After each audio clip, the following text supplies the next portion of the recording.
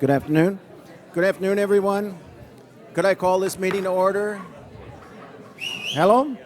I'd like to call this meeting to order. I'm sure that Director Thompson won't be delayed too long, but we do have a quorum. What I'd like to do is call the meeting to order, and would we begin by a pledge of allegiance, please? Ready?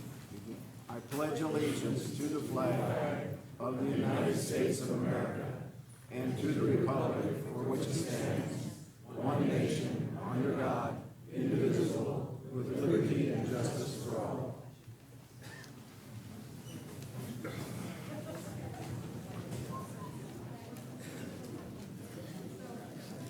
Thank you. I see that we have a quorum. Mr. Carmel, do we have a report from closed session? No reportable action, President Barron. Thank you. Is a member from the Sheriff's Department available to give a report?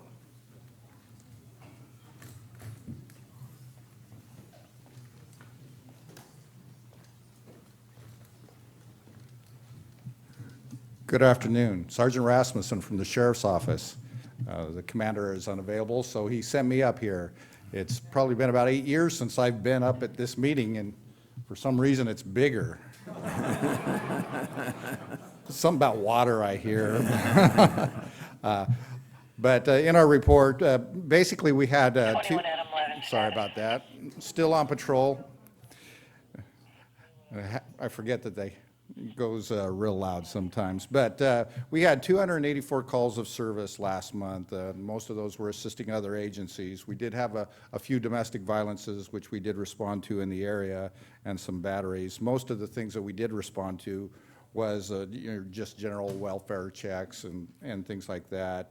We did have 18 crimes against property, which are petty thefts, a lot of those dealing with vehicles, and some of the small frauds and things like that, internet incidences and that kind of thing. We responded to 46 incomplete 911 calls. Seems to be that sometimes we get a little bit more here because of the problems of the trees and things like that, picking up some of the phone lines and that. And 12 alarm calls. And other than that, it was pretty much 58 were self-initiated calls by our deputies in the area. And as a result, it was a fairly quiet month. That's all I have to report. Is there any questions that I can answer from the board or the public? Any questions? Oh, thank you very much. Okay, thank you. For your report. Do we have a fire department report? Yes, President Berenger, we have Captain Bill Hollingsworth this month that will be giving the fire department a report in place of Chief Miller, I hear he's in Mexico. I hope he's going to be able to make it back with that hurricane. I don't know. Yes, sir. He's on the east side, and I believe the hurricane went primarily through the west through Baja, so he should be fine. I encouraged him not to go, but he didn't listen to me. So. Good morning. William Hollingsworth, Cambria Fire, Captain Paramedic, and filling in for the chief like General Manager advised. You have the board before you, or you have the report before you, and I'm not going to go and read everything there. You should have everything there for your review. There were a few things that he wanted me to highlight for you. The first of all is that we did have a very successful pier-to-point paddle race, which was a fundraising event for the InCorps personnel, raised just under $2,000. That was an entire independent action on their part, and they were able to raise that money for equipment and maintenance expenses for the group. Very much needed income for them. We have an upcoming chipping event that's been sponsored through the Fire Safe Council, and it's going to be held on this coming Monday and Tuesday. There still is time to sign up for that for people in the community. You could sign up either through the website. The information is available through the CSD website. And you could drop that information off either at the fire station or through the district office. That would be a great way to help with fire safety within the community. The conclusion of the fire hazard fuel reduction program was completed a couple of weeks ago. We had just over 1,800 parcels that were cleared within the community to create additional fire safe areas next to residences and things like that, identifying specific fire breaks. And of that, historically, there's been as many as over 200 parcels that go to contract, which means we have to force hire somebody by contract to come in and clear those parcels that maybe an owner did not comply with. Through an aggressive campaign with a lot of the property owners, we had under 50 this year that went to contract, which means we're getting much better compliance within the community. Those are all positive things. We did want to stress that the chief specifically, has turned in a long-term strategic plan to the board, and we'd just like to stress that we would really like to move forward with a possibility of getting a workshop together and really making some inroads to address some of the staffing issues and equipment issues that are not only here now, but coming in the near future. And then finally, in regards to our fire weather and what's happening right now, as most people know that have lived here for a while, October and November are the nicest months for Cambria, and historically always have been. However, that comes at a little bit of a price. Our weather is always the nicest at that time. It's a little bit warmer, but the winds typically reverse. We get a lot of offshore winds, which lowers the humidity, increases the fire danger for the community. So as you're out and about, please be very vigilant about whether or not you're going to be mowing or cutting in the midday hours. Try to do that very early in the day, and just be very conscious of what's happening within the community in regards to fire safety. Do you have any questions for me or that I could help with? Well, first, thank you for the report. And also, just I think it couldn't be better timing on doing the chipping. We haven't done that for a while, and I know CERT gets involved with that and takes lead cars and shows the Corps where the people have signed up to have their dry materials chipped. Since the deadline is tomorrow at 5 o'clock at the fire station, I would encourage everyone to take advantage of this. It's a wonderful opportunity. We know our community has lots of dry, it has to be things that can be chipped, wood and that, more, not just trimmings from plants, but if you have anything that's been cut recently that could be chipped up, then please participate, because we have a great opportunity. Thank you. That's absolutely correct, and it is free of charge to the community. And Director Clift has a question. Yeah, this chipping event, is there going to be another one? I thought at one time they talked about there'd be two. We have talked about that. That's information that would come from the Fire Safe Council and their funding capabilities. At this time, I don't know if that's the case, but I absolutely can find out and get that information to you. Okay, thank you. It's the only one scheduled right now. Right, okay. I've got And Amanda. two quick things. Could you briefly talk about, with all the other fires going on in California, are we part of a group of firefighters that responds? And if that happens, or are we backfilling other places where they have sent firefighters? Yes, ma'am. I can address that. We currently do not have anybody from our station or department out assisting through what we would refer to as a mutual aid or automatic aid. Because of our location, it's considered fairly isolated in this county, this North Coast area. They try not to draw this down very much. That is not to say that we're not available. We have gone out numerous times, most recently 2 years ago. We typically to be either the second or third level of agency available to go out. And again, a lot of that is going to be dependent upon our availability, because not only do we have to provide the minimum level staffing for the apparatus that's going. For instance, if it's a fire engine which we staff, state requirement means that there has to be 4 people on that apparatus when it goes. If we send the water tender, there has to be a minimum 2. It's all defined by state regulations and code. So that being said, we not only have to provide that service, but then we have to bring people in behind that and then staff the station. So right now, we are at not necessarily an all-time low, but we are very low on staffing. So unless the need was immediate need and it was maybe within county, we probably will not be sending anybody out of county, but that's not to say that we won't.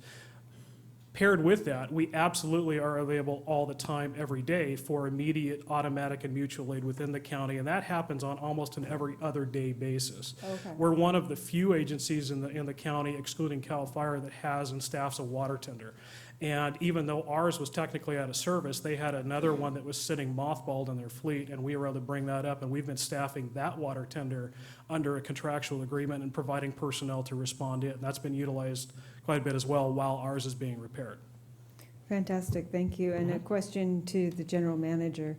I'm not sure what the process would be involved for doing a workshop on the strategic plan, but I did ask at the last meeting, we had a little bit of a discussion about the possibility of having a workshop about the fire hazards and what you do in your home, but this sounds like it's a pretty important issue to tackle, even though we've got a lot on our plates right now. It would be nice to somehow, I don't know the process, so if you could help me out with that.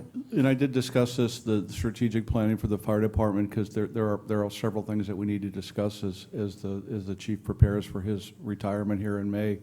And I did discuss it with the president, and we're looking at probably the November timeframe or so, which isn't that far away. November will be here, but that'll give us a chance to get the emergency water supply project up and running and be able to focus on truly focusing on and not feel like we're rushed or be able to talk about those things. So, yeah.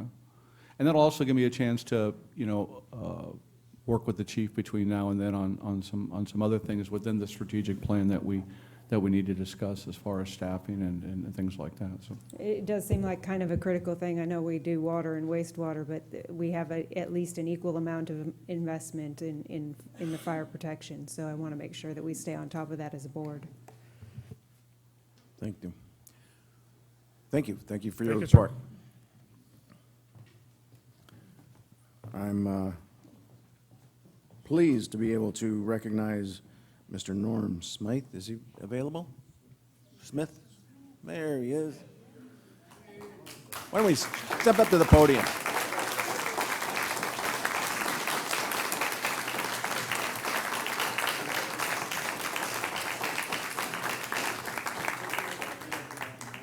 Okay. What I'll do is I'll read this to you. I'm very happy that you're here because I even wore a tie, so. So we have a Cambria Community Services District proclamation commending Norm Smith, Cambria CERT Coordinator.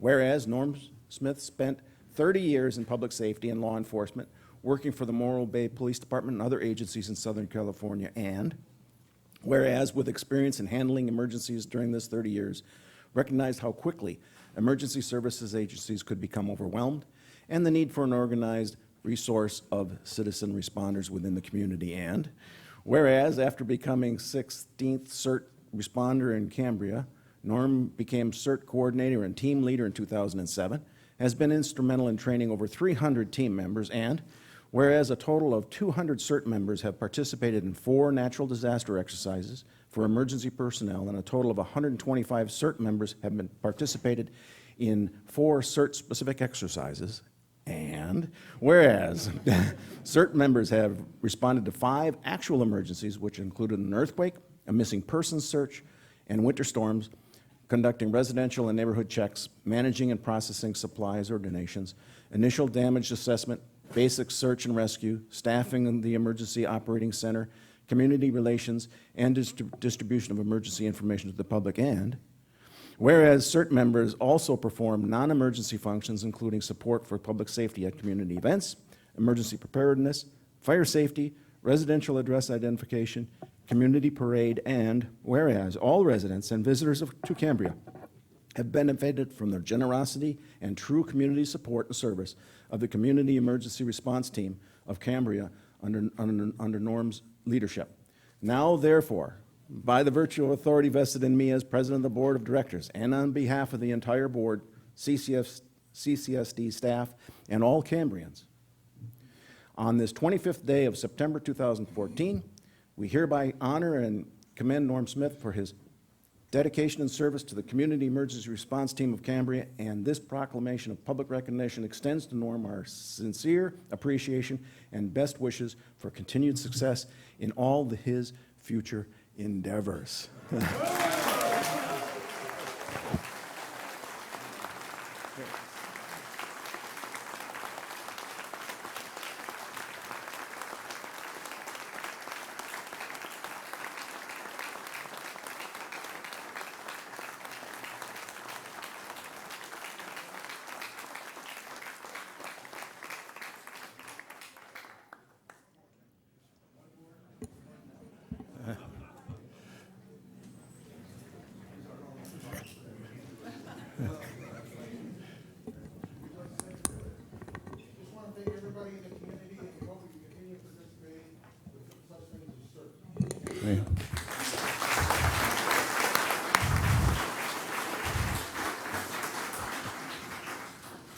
And- Mr. President, I just If- want to add that Yeah, I do what too. wasn't on the certificate is the fact that CERT is not only a model program in Cambria, but it is the model for the countywide program. And certainly, Norm, you have had much to do with that becoming a countywide effort. And I'm pleased that we are also able to provide funding for our local CERT through the fire department or through our budget. And I think it's money well spent. I think everyone would agree. And Director Robinette? Yes, thank you. And if I could add to that, it is truly a privilege to be here to honor you today. Norm, where did you go already? There you are. Thank you. And where is Shirley? That is the second half of that team, too.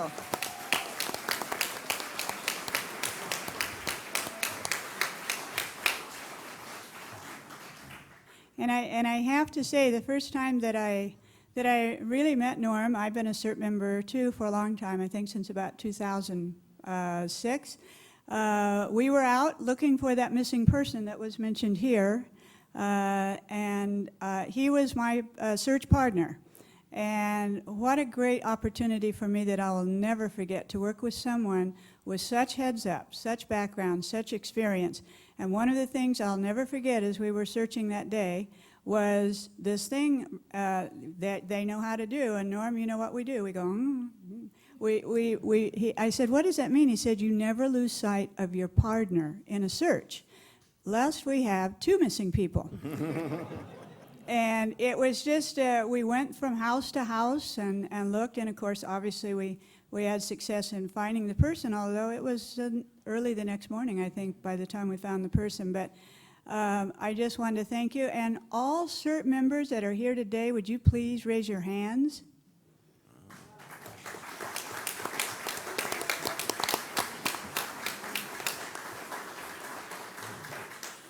Thank you so much. Director Clift? Yes, I want to expand just a little bit on what Director Thompson there said, who beat me to the punch on. No matter where I go in the county and meeting with county officials and other people, they always refer to Cambria CERT and to Norm as the director and the developer of this program. You have, in this area, put us on the map. You're an example for a lot of people that are not just in this community, but all over this county, and probably a little bit on into the state.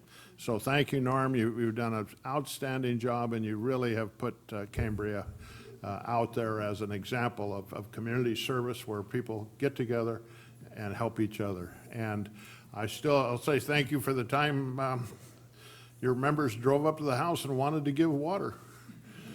I forget whether that was the earthquake or what it was, but they were running around and knocking on doors in our community and saying, if you need water, we have it here. And they had a whole carload of bottled water. So thank you.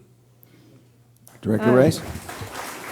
I haven't had the chance to actually meet you yet, Norm. I'm very thankful that you're here and providing the leadership for that group for as long as you have. And the CERT is one of the things that makes Cambria such a great community to live in, full of people that really care about their neighbors and know what's going on. So thank you for shepherding that to the size that it's become. Thank you. And whereas there's a huge group of supporters, Norm, I think you should be proud of your work, and thank you. Moving on to agenda review. Do we have any additions, deletions? I have one to suggest, and because a large member of the public is wanting to talk about different subjects that aren't on the agenda, my suggestion is we take under regular business, item 9B, which is to authorize the general manager to negotiate an agreement on the focused EIR. If I move that to right after public comment, then it'll give us a double hit. One, if people are going to want to speak to 9B, they can do so earlier on in the venue. After we have public comment to those items that are not on the agenda, and if the tangential issues on water is covered, then we'll move to the next item, 9B. And if people have focused comments on 9B, it'll give them an opportunity to do so right after the presentation by the general manager. If our other board members concur, That's my suggestion, and I'm looking for a suggestion on that. Are you suggesting that 9B move after the general manager's report? No, or I was actually before the general manager's report. After? No, before. Before, okay. And there's right after public Doesn't comment, matter. we'll then go to I was 9B. confused there in listening to you. I wasn't sure what. Any other comment, any other directors? No problem? Okay, so that's what we'll do. So in that case, I would like to open up public comment for those items that aren't on the agenda, and/or for 9B. And the first speaker I have is Heidi Santos, followed by Leyland Whitaker.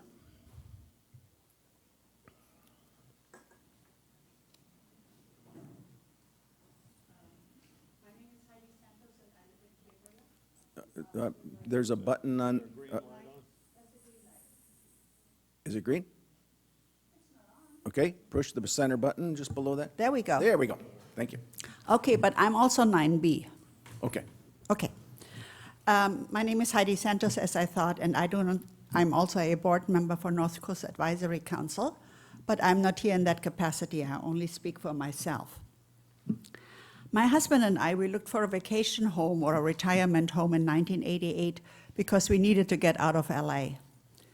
We looked for about 6 months up and down the California coast, and when my husband came to Cambria, he said, "If we don't find it here, I will stop searching." With that particular answer in mind, we obviously found a house that particular day, and the next day we owned it. We picked Cambria because it's such a charming town. It's so many friendly people, the atmosphere is wonderful, and we really felt at home here. In 1998, we moved here permanently, and we never regretted it. In all these years, since 1988, there were always water problems. And in all these years, I was always part of the silent majority. I thought, let other people worry about it. In that time period, I don't know how many engineering studies we had. I would assume it was like between 10 and 15. We had changing boards of CCSD numerous times, of course, in all these years, but nothing ever changed about the water situation. We returned grants back to the federal government and said we're not using them to build a desalination plant at this point in time. It was really sad to finally come to the point in my own mind that if you do not have enough water, more saving of not enough water doesn't help the situation. We really need to have another source other than rain. What the current problem of not having water does to us Cambrians, I speak for the 60 through 90 year category, and many of my friends are female. We all live in an upside down house. We bought it for the view when we were younger, and we didn't think about that in an upside down house. You have to carry water buckets from your shower and kitchen sink down the stairs into your garden where you have your favorite plants and where you have some uneven hilly territory to get to those plants that you particularly love because you're a gardener and you wanted to nourish those plants. We also in Cambria have significantly increased the number of clients that our chiropractors have. And I'm not joking, it's true. We also have incurred permanent damage to ankles, knees, hips, and back because we carry those water buckets around. We were told by CCSD to tell our visitors to bring their own bedding and towels when they come and visit us. During our social gatherings, when we play bridge or whatever, there is only one discussion. It's continually about water issues rather than the fun topics we used to discuss. A medical doctor, a friend of mine, told me that tests have shown that if you're smart like I was and use wipes instead of taking a short shower, it doesn't really clean you. It can cause health issues, and we should not skip our short showers. Water and soap is still the best. I want my way of normal living back. I really do. I promise to be very careful with my water usage. I don't want to be afraid of water bills. I will not anymore have to tell my friends that they cannot use the bathroom when they visit me. And I have visitors that want to visit and stay with me. No, I don't want to tell them stay in a hotel. I want them to come to my house. That's why I bought a 3-bedroom house. When my friends come, they ought to be able to stay with me. And that's all I asked you to do. Bring my normal way of life back. Thank you. And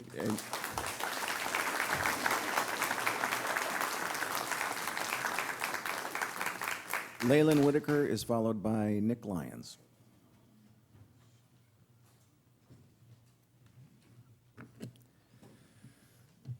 Hello, my name is Leilon Whitaker, Cambria resident, 25 years, business owner, 23 years. I'm here today for a personal issue that I need to tell you about, and it's our life on 3261 Pine Street off of Rogers overlooking the Rodeo grounds. I'm here also today because I still have not come to terms with the removal of all the eucalyptus trees. It's still a problem. I'm trying hard to get over it, but it is a problem. We built our house in 1999 before the Fiscalini Ranch was purchased. We are the only house on the dirt road that is owned by the county, which goes into the so-called Berry Trail, which is owned by the CCSD. It has become the road from, I won't say it, H-E-L-L, and I'll let you know why. The bicyclists use it as a racetrack, coming off Rogers, going so fast as to not being able to slow down sometimes when I'm out there with my 2 dogs. They are tired of me asking them to slow down as I have to stand in front of them so they don't hit the dogs. I sometimes just get the finger, or they pull branches off our trees as they go by. Now recently, horses are now going up and down the Berry Trail, just waiting for the day when the horses are coming up and the bicyclists are coming down. Also, the trail is used by families, sometimes with babies and strollers. Horses up and down, bicyclists come down, strollers coming up. This is not a very wide trail, and it is steep and bumpy. You can guess what will happen one day. One of my dogs was attacked a month ago by someone coming up the trail with a dog. She was grabbed by the neck and shaken, and I had to run her to the vet and get stitches. Owner just kept walking up the road. I backed my car onto this road. Never know when I may run into a horse, or a bicyclist, or a walker, or a baby stroller. Then the trees came down, so now we look out onto a moonscape in our backyard, and our front yard has become a minefield. I have been promised a few trees to fill up the holes that was once the eucalyptus trees. Carlos has said maybe in November that they can fill up some of the spots where it looks like the moonscape. Please, could you look into the Berry Trail? Enough is enough. We built back there for privacy and peace and quiet. It has been completely destroyed. It is also a disaster waiting to happen. It is not safe. Thank you. Thank you. Nick Lyons is followed by Mike Lyons. Nick and then Mike. No relation. I don't know there is. As far as I know. Hello, my name is Nick Lyons. And my wife, 2 sons, and I have lived in Cambria full-time for the past 2 years. We were fortunate enough to be able to build a house here back in 1998, which we used as our vacation home while we lived and worked in the Bay Area and later in Alaska. My roots in Cambria go back to my father, who was born and grew up here, my brother Wilfred, his brother Wilfred, who spent his entire life here, and to their parents who ran the Lyons store on Main Street up until the 1950s.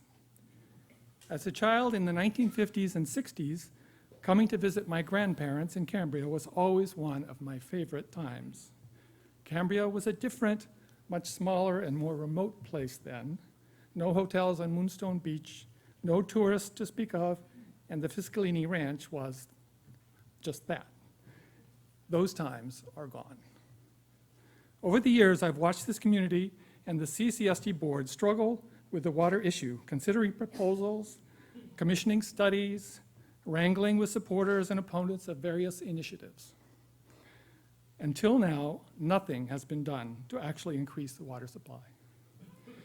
If the client science is to be believed, and I believe it is, droughts are only going to become more frequent and more severe in this part of the world.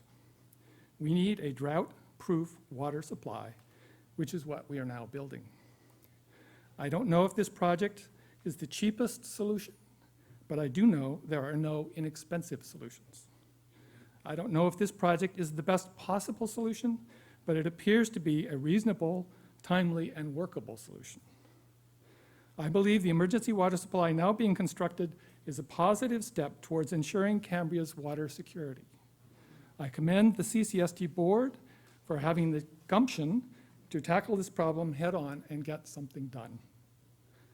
The Cambria of my youth is long gone, and it's time to move forward and create real, on-the-ground solutions for our 21st century problems. Thanks. Thank you.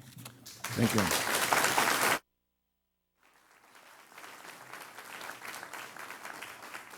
Mike Lyons is followed by Pamela Thompson.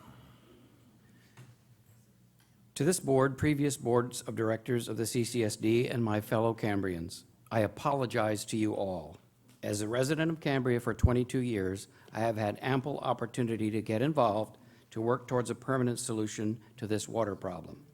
While this and previous boards withstood bitter and often unfair criticism from a small group of people who worked against any proposal to solve our water crisis, I stood by, silent, assuming that reason, desperate need, and the will of the majority would prevail. Now we are in this emergency, which could easily become a crisis, and it is my fault for not taking action, waiting for others to do so. No more. I join my fellow members of Cambrians for Water, here seen as the blue wave of t-shirts in this room, as well as the majority of Cambrians in saying again, no more. We are dedicated to completing the emergency project and to helping get the regular permit approved. We demand that Cambria control this project so that we will have the right to use the equipment for which we have fought and paid for so dearly.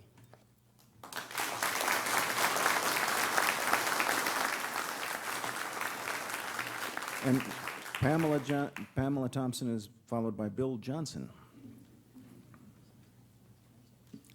My husband's grandfather bought lots here in 1929. Then he didn't want to build. His daughter and son-in-law couldn't build during the Depression, so we inherited those lots. But then when we came to apply for a permit, we were told there was a 4-year moratorium. So we came back in 4 years. We were told there was a new 4-year moratorium.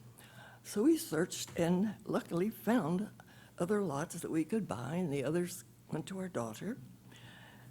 So I've been here part-time since '78 and full-time since '96. Now, and I have complained about the no water situation here for many years. Now that we're in this spot, what comes to my mind, sitting here next to the ocean and seeing it every day, is Samuel Taylor Coleridge's Rhyme of the Ancient Mariner. Some of you are old enough and probably learned about it in school back there 50 years ago. Not now, I suspect. But here are some men becalmed in the sea in their ship in the 1700s. And he says, water, water everywhere. And all the boards did shrink. Water, water everywhere, nor any drop to drink. That's where we are. We're looking out here at the sea with endless water. But the locals, for their various reasons, have chosen not to take advantage of that. I just want to remind that we have had droughts here. In the 1840s, there were 2 years with no rain. And I just also would point out that what we've known as the Sahara our whole lives, back in the mists of time, was a lovely green area with water, animals, trees, people. You know, I don't think they changed that situation by burning too much fossil fuel or whatever. I think that nature has its own way of creating some of these problems for us, and that we should do everything we can to make it possible to survive here with water, water everywhere. and not a drop to drink. Thank you. Thank you. Bill Johnson is followed by Jeff Walters.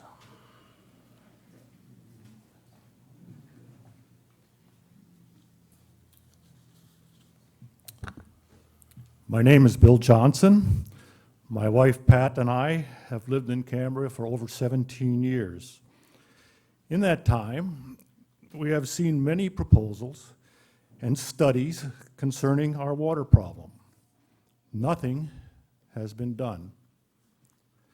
Now, we have a CCSD board of directors and a manager who have the guts and the persistence and the foresight to develop a plan to solve our emergency situation and to actually implement it. Thank you. Thank you all.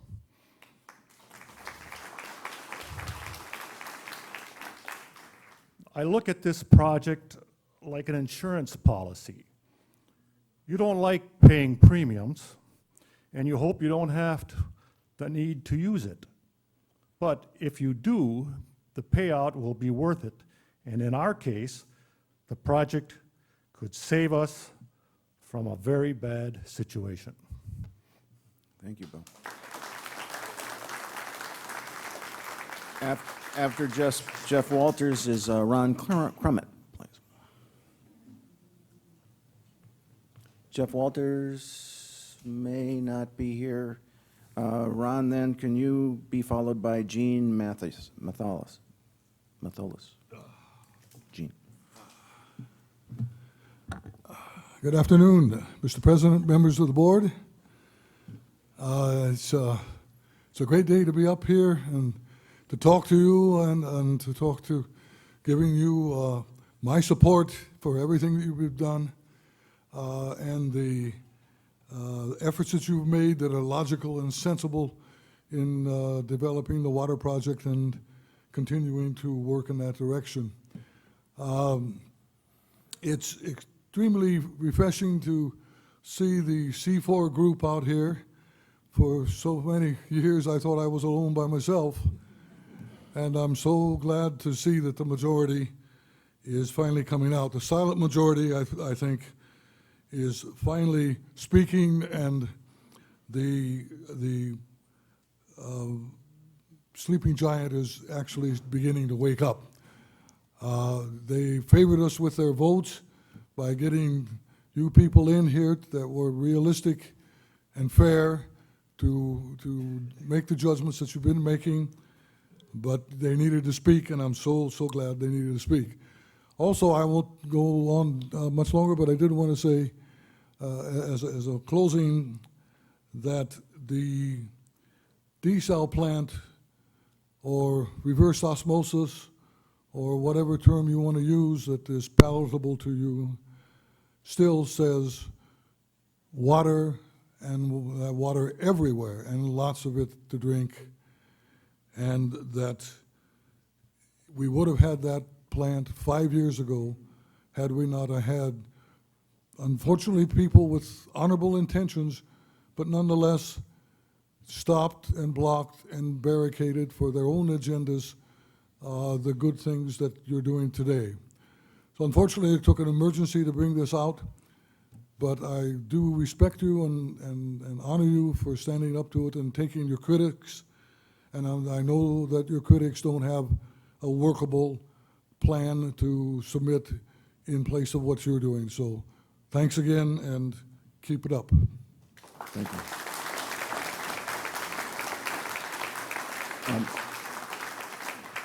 Gene is followed by Paul Carlson. Good afternoon. I, too, am a Cambrian for water, but I am not a Cambrian for Kool-Aid. And it seems that some very well-meaning Cambrians have been offered Kool-Aid to drink.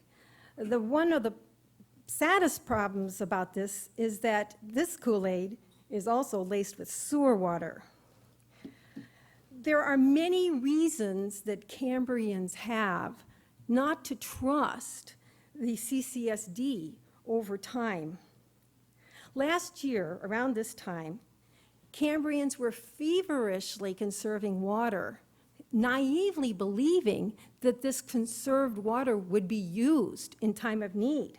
Instead, the CCSD tried to use the conserved water as a basis for issuing new intent to serve letters.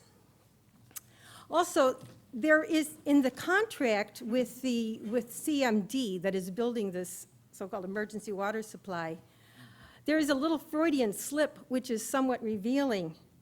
The labor and materials bond attached to the contract describes this board as the Cambria Community Service District of Orange County. I did not make this up. I've got the copies of it right here. That sort of tells you something. It may have been a clerical error, but it says a lot. And now there are efforts to try to extend this project to non-emergency time, showing that the growth agenda may have been underlying this all along. Now, my question is, can we opt out? Can Cambrians who do not want to drink sewer water opt out and not have this stuff running through our pipes? It's one thing during an emergency to supply yourself with bottled water if you don't particularly want to drink what's coming through your pipes. But it's another thing to make it all around. So if this water is really so wonderful, maybe those who support it wouldn't mind if those of us who don't support it can opt out of that. Now, this so-called emergency could have been averted years ago and over time by proper planning and storage of water resources. I hear a lot of talk about drought and how we're going to have these recurring droughts. And I heard somebody said that there was once a drought here that was 250 years in length. Well, I have news. That is not a drought. That is a dry climate. Drought implies that it's normally something other. We live in a dry climate, and we have to respect and work with nature, not fight against it. So I would just like this board to consider working with nature and not perverting the basic beauty that has drawn all of us to Cambria. Thank you. Thank you. Paul Carlson is followed by Bob Horvath. I guess it will not surprise this board that I disagree with the previous speaker. However, I would like at this time to thank Jim Berenger and Mike Thompson for agreeing to run for an additional term for CCSD. It is surprising that these gentlemen are willing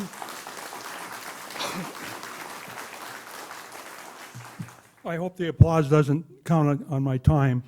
It is surprising that these gentlemen are willing to continue to undergo the constant barrage of criticism from the vocal minority of Cambrians who say they want water but are opposed to whatever the project is on the plate.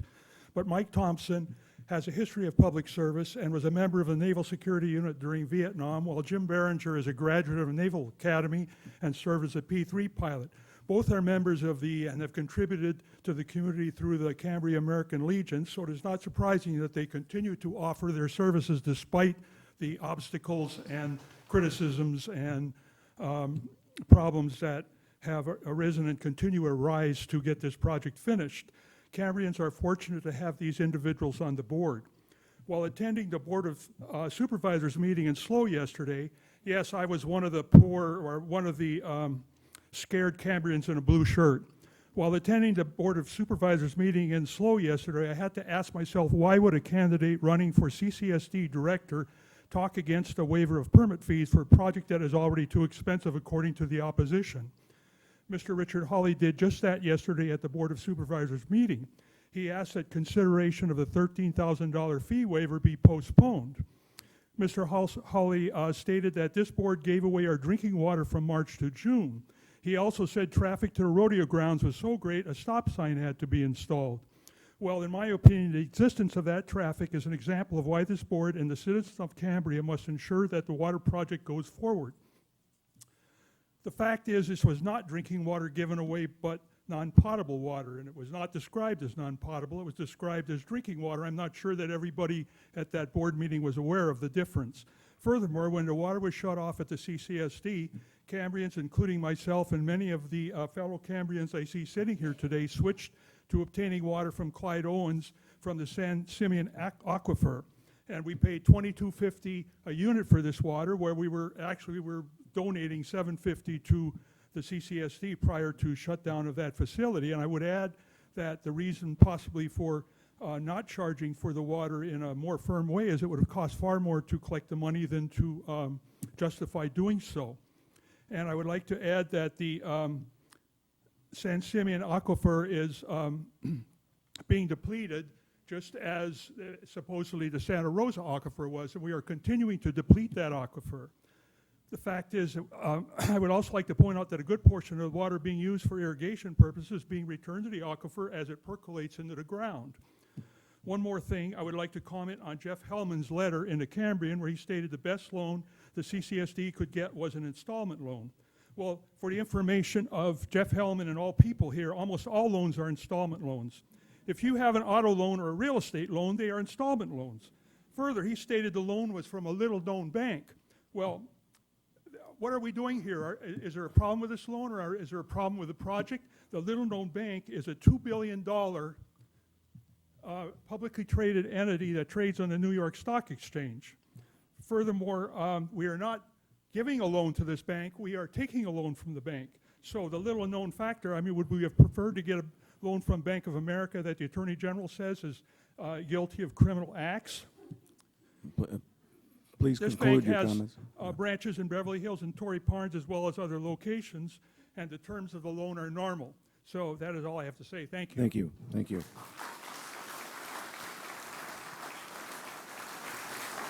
Bob Horvath is followed by Kathy Dowding.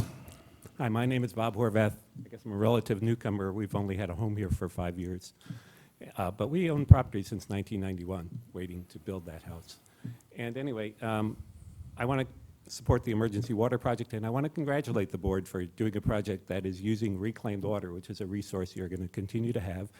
I worked for 36 years for the LA County Sanitation Districts, and a lot of my work was involved in cleaning up reclaimed water for groundwater recharge.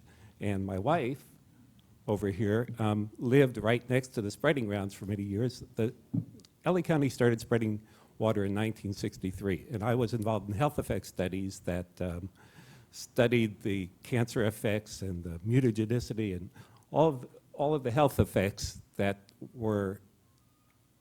could have been a concern for using reclaimed water to recharge groundwater. But my wife is a good example of somebody who was drinking all that water for all those years, and you can see that she is a perfect example of health. So, anyway, I'm just really happy that you're doing a reclaimed water project, and anybody who says it isn't going to work is just wrong.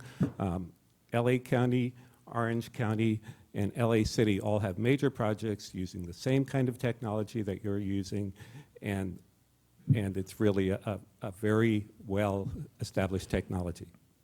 Thank you. Thank you. Thank you. Kathy Dowding is followed by Mark Kramer. Hello, my name is Kathy Dowding, and I'm a full-time resident of Cambria since early 2012. I was on my way into town this morning to put up my scarecrow when I was delayed by something strange and mysterious. It was rain, I think. Almost, sort of. So I wanted to be the first to come down here and tell you that we can stop building the emergency water plant now. Clearly, the rainy season has arrived and we no longer have a need for it. Well, okay, that's pretty silly. But I have heard that one of the criticisms of this water treatment plant is that it won't be completed until we are already into the rainy season. I don't think we have a clue what a rainy season really is anymore, or if any of that precious stuff will be falling from the sky this winter. But let's just say that El Niño arrives and we get lots of rain. I would be one of the first to run outside and dance in the rain. I would not, however, believe that one or even a dozen true rainy seasons will solve our water problems here. We currently have no backup solution. That is not a good situation. I am a relatively healthy person, but yet I pay for health insurance. I'm a fairly decent driver and try to maintain my vehicle to keep it safe, but yet I pay for car insurance.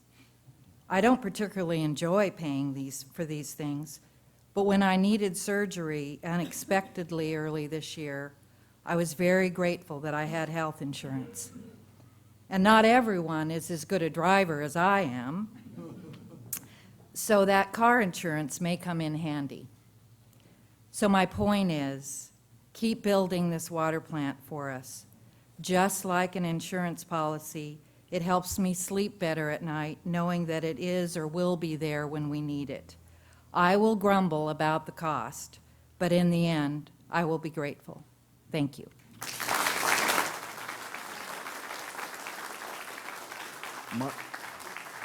Mark is followed by Greg Hunter. My name is Mark Kramer, a 16-year resident of Cambria and a founding member of C4H2O. We have grown to over 500 members in 6 weeks, and that doesn't include any of the scarecrows who are searching for water, because if they could talk, they'd be happy to join too. And as all of you have noticed from our attendance, both at meetings and our weekly letters in the Cambrian, we are no longer the silent majority. Last week's article in the Tribune in Cambrian said that Cambria may run out of water between October and December. Even if we have enough to get us through the winter, why did a spokesperson for the group Cambrians for Change on public radio last week tell the audience that their group wants to put a halt to the water treatment plant currently being built?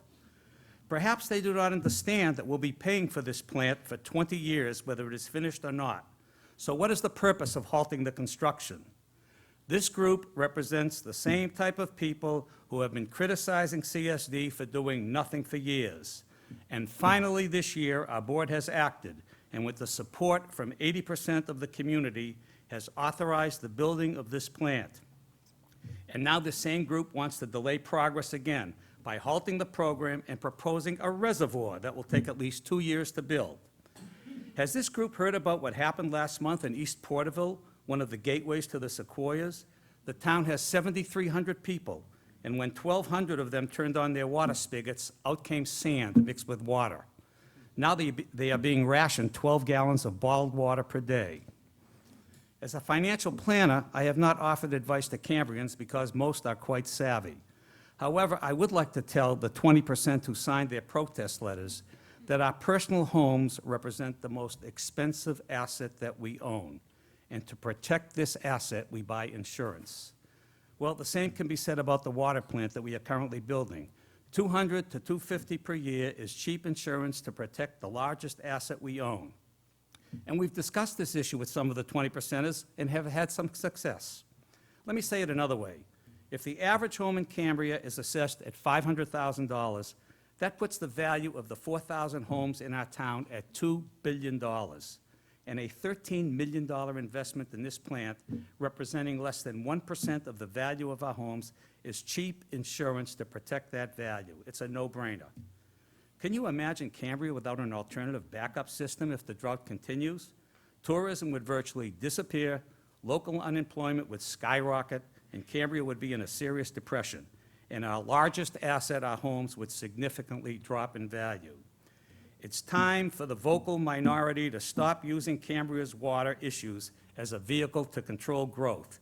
And it's time for the vocal minority to join C4H2O by supporting the board in their effort to bring water from this treatment plant to Cambria on a permanent basis. Thank you.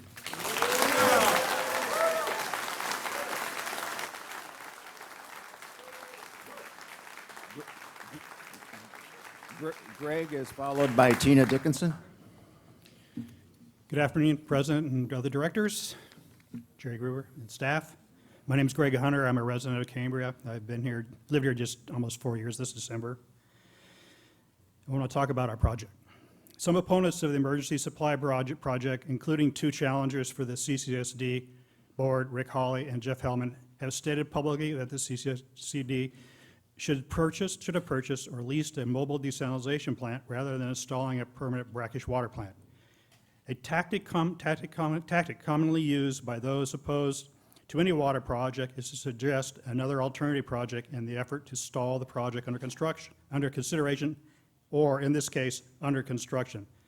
That tactic is what is at work in Cambria right now. Deflect the public's attention to a mobile desal project in hopes of shutting down work on the current project. However, in truth, this project is a better alternative. It is a reasonably priced system that will provide a long-term, reliable, and sustainable supply up to 65 gallons per day per person in addition of additional fresh water for each Cambrian.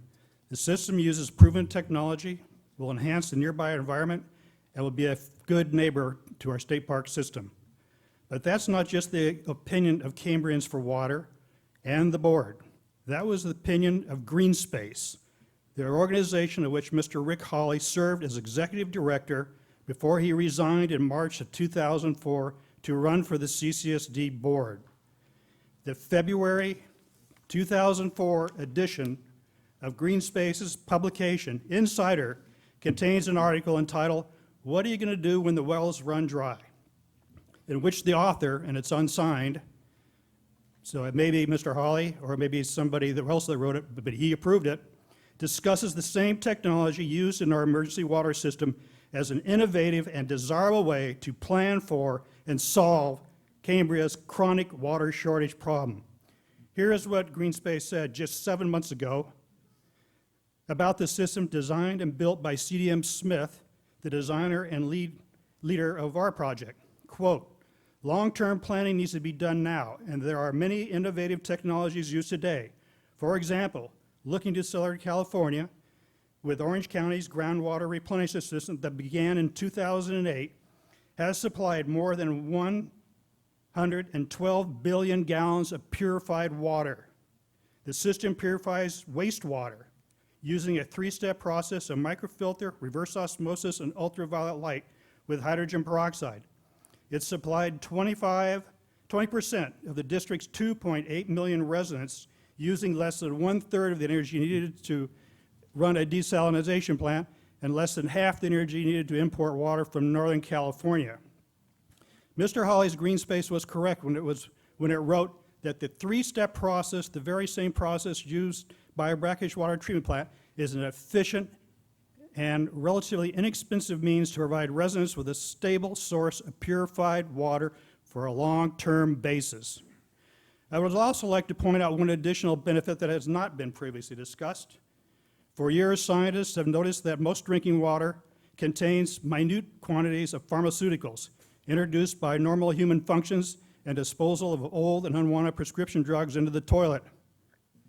To date, scientists have not linked these tactics of pharmaceuticals in drinking water to any health problems. However, the opposition to this project is attempting to raise health issues or fears within our community because our facility will process some effluent, approximately 10%, I believe, and that pharmaceuticals will be left in the finished drinking water for our consumption. Well, everyone, you can relax because this is not true. All tests to date at the Orange County facility referred to above, which runs entirely on sewage effluent, have detected no pharmaceuticals leaving the plant in the drinking water. They have been removed completely by the remote osmosis process and the ultraviolet light treatment, the very same methods employed by our emergency water system. Please conclude your remarks, sir. Yeah. I and Cambrians for Water would like to thank the board for their decision and determination to move forward with the construction of the emergency water facility. It will provide us a sufficient amount of reliable, clean, sustainable water to the community that will improve our daily lives and promote its health, safety, and welfare. Thank you.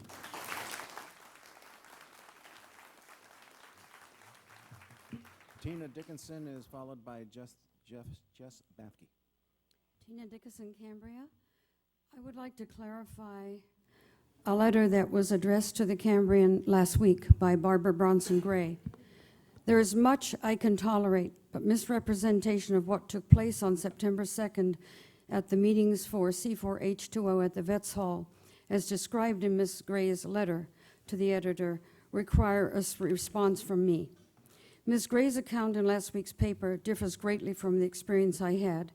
Ms. Gray approached Mary Webb and me outside the Vets Hall and asked why we were not going to the meeting. Mary told her that it was her understanding we were not allowed to attend. Ms. Gray seemed concerned and said she would speak to her husband, Tom Gray, who was in the building, to see if he could arrange for us to be allowed in. We assumed that wasn't going to be possible, but she said she was going to go and talk to him. She never returned with an answer. Before Miss Gray arrived, I'd arrived a little earlier. I entered the Vets Hall to see if I was allowed in. Mr. Rochefort came along and insisted that I leave. I asked him why, and he made it clear that I was not welcome and that if I didn't leave, he would call the police. And I said, "Go ahead, I've done nothing wrong." He escorted me to the door. I spoke to Tom Gray, the PIO for the CCSD, and asked him if he was being paid to attend the meeting. He told me, at first he didn't respond, and then I restated my question, and he told me then that he was being paid by the CCSD to attend this meeting. When CCSD President Jim Beringer arrived, I asked him why members of the public were being denied access to a meeting when the PIO for the CCSD was being paid to attend with our ratepayers' dollars. Mr. Beringer denied Mr. Gray was being paid. Contrary to Barbara Gray's claim that Mary Webb and I were, quote, taking photos of each person as we walked into the meeting, end of quote, would have amounted to 150 to 200 photos, the numbers announced by C4H2O as having attended their meeting. I took 6 photos.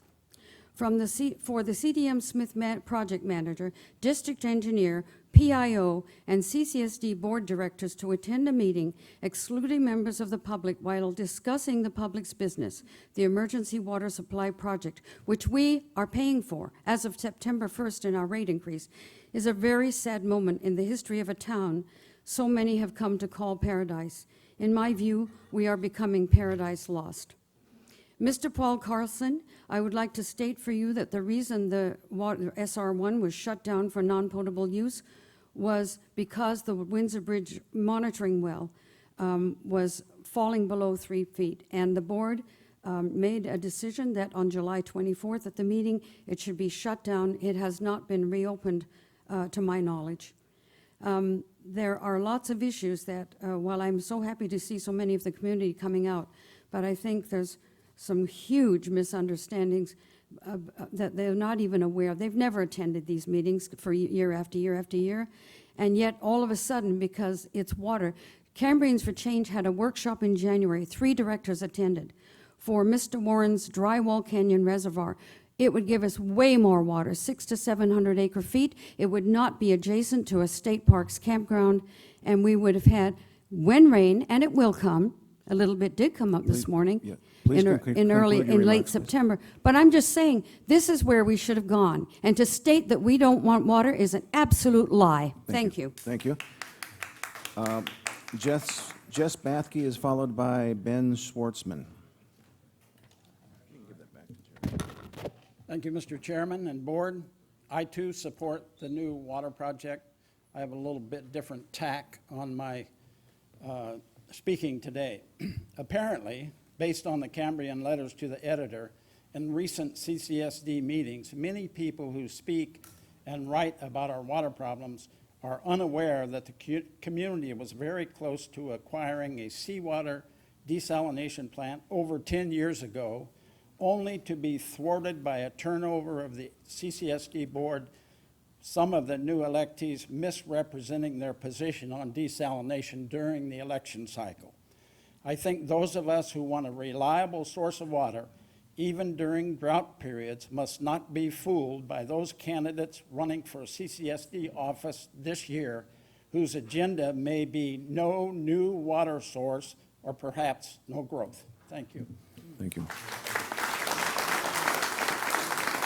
And my final slip is Mr. Ben Schwartzman, and Heidi Santos and Tina Dickinson have indicated that they wanted to speak on the 9B, so we'll introduce 9B before we take those slips. Thank you.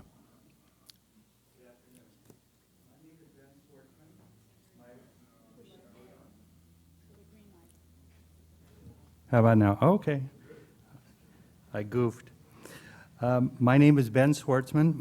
My wife and I have been full-time Cambria residents for almost 5 years on Halloween. My wife and I moved from Westlake Village with the intent that our Cambria home would be our retirement home, even though I still work. We learned about Cambria's so-called water problems 20 years ago when we first visited Cambria. At that time, we were enchanted with the community, happened to meet and spoke with Richard Breen, who told us about the water issues and discussed possible home purchase. Obviously, the water problem has become worse from the ongoing statewide drought. We too support the current CCSD board and the status of the water recycling treatment system for the current emergency water.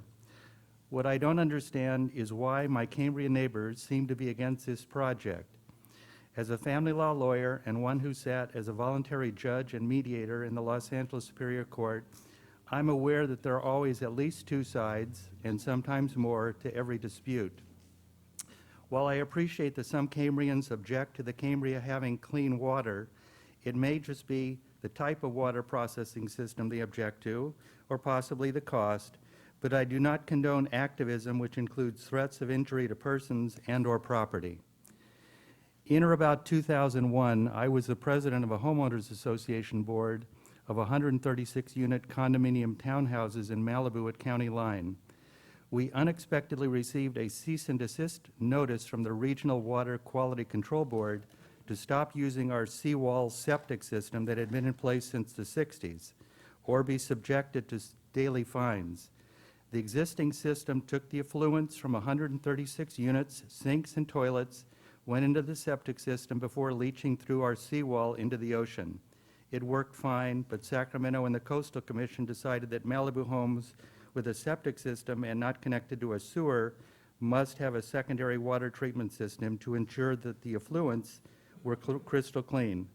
Our estimated cost started off at $300,000, but eventually wound up costing $2 million. Who knew? After years of angry HOA meetings and threats to recall the board, the system was constructed, is running efficiently, and anyone can drink the recycled water that runs through the secondary water treatment system before it turns into the septic and out to the ocean. To me, the new Cambria water treatment system is no different in principle to what we did in Malibu 13 years ago, but I believe that the water purification technology has gotten better. I support the current board, even though they probably made some mistakes and missteps along the way with this system. I'd prefer supporting this board rather than having a new hostile board members who would love to immediately shut down the system, close up the motels on Moonstone Beach, and turn Cambria into a wasteland of declining property values rather than the beautiful destination location that it is. Thank you. Thank you.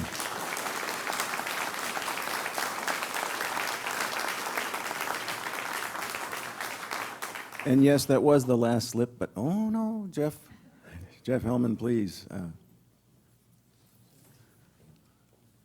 If anybody else wants to turn in a slip, we'll take that. And for all the blue shirts, please don't shoot me in the back. I'm not a bad guy. Jeff Hellman, and I am running for CCSD. You know, there's a lot of information going out there, and there's a lot of misinformation going out there. The reason I made my slip at the last minute, I wasn't going to speak because I'm slightly outnumbered here, but I feel compelled to just kind of, you know, I've been accused of a few things, or at least the candidates have. I'd like to kind of qualify a few things. One of them is motives. My reputation in the business that I've had for a long, long time is one of integrity.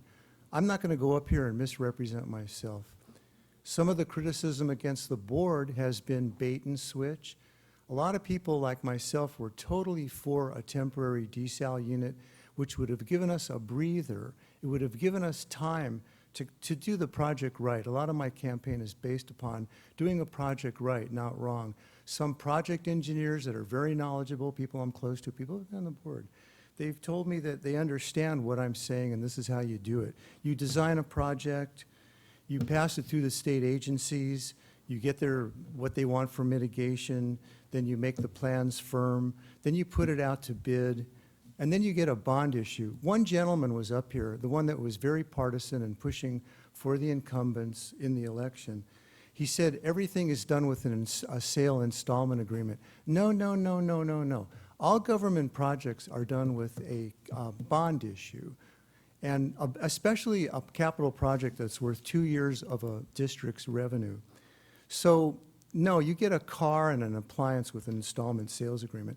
When you have an installment and sales agreement, the bank did a very, very good agreement, but to their favor. The bank has a lien on our water revenues. The bank has a lien on the special fund for the increase in water revenues. The bank can foreclose on the facility if non-payment after 3 days. The bank is in a senior loan position and they have to approve all new loans. Now, using this logic, if the project goes over budget, and I've asked a lot of people, have you ever heard ever of a government project being on budget, on time? Everybody was at a loss to think of if it's ever happened in history. Maybe it has, but it typically doesn't. If we need more money, where do we get the money from? In other words, I think we took an unnecessary risk. We could have had our desal plant up and running by now if we had done really, truly an emergency project. I'm for water. Of course, yeah, I'm for the storage first with desal or an advanced treatment plant as a backup, because storage is cheap, it's easy, it's environmentally friendly, it's not controversial. I find that even the people for desal agree that storage is still a good idea. We need a multi-pronged approach to water, not a singular approach. That's pretty much it. I want to just dispel the fact that anybody in this town, no matter how quote-unquote radical they are, is not for water. It's really how you do it, and a lot of us also, as people, somebody may have questioned my integrity. A lot of us have questioned the integrity of some of the decisions that have been made and the way they've been made. Please conclude your remarks. Okay, thank you. And just question why all of a sudden, out of nowhere, we're doing this thing. Thank you very much, and thank you, audience, for not shooting. Okay, that concludes the public comment. We did intend to go to 9B. I have 2 slips for 9B, but could you, General Manager, introduce 9B? Thank you, President Berringer and board members. Item 9B before the board today is the authorize the general manager to negotiate an agreement regarding preparation of a focused EIR on the emergency water supply project regular coastal development permit. And the recommendation is, and then I'll turn it over to Bob after I read the recommendation to talk a little bit about this, and District Council Tim Carmel may have a few thoughts on it. The recommendation is that the Water Alternatives Ad Hoc Committee and staff recommend that the Board of Directors authorize the General Manager to negotiate an agreement for the preparation of a focused EIR for the regular coastal development for the emergency water supply project, with the exact dollar amount to be authorized by the CCSD Board of Directors at the future board meeting. There's a real opportunity I feel, to negotiate a good price on this. There's been a lot of environmental work that's been done in the past.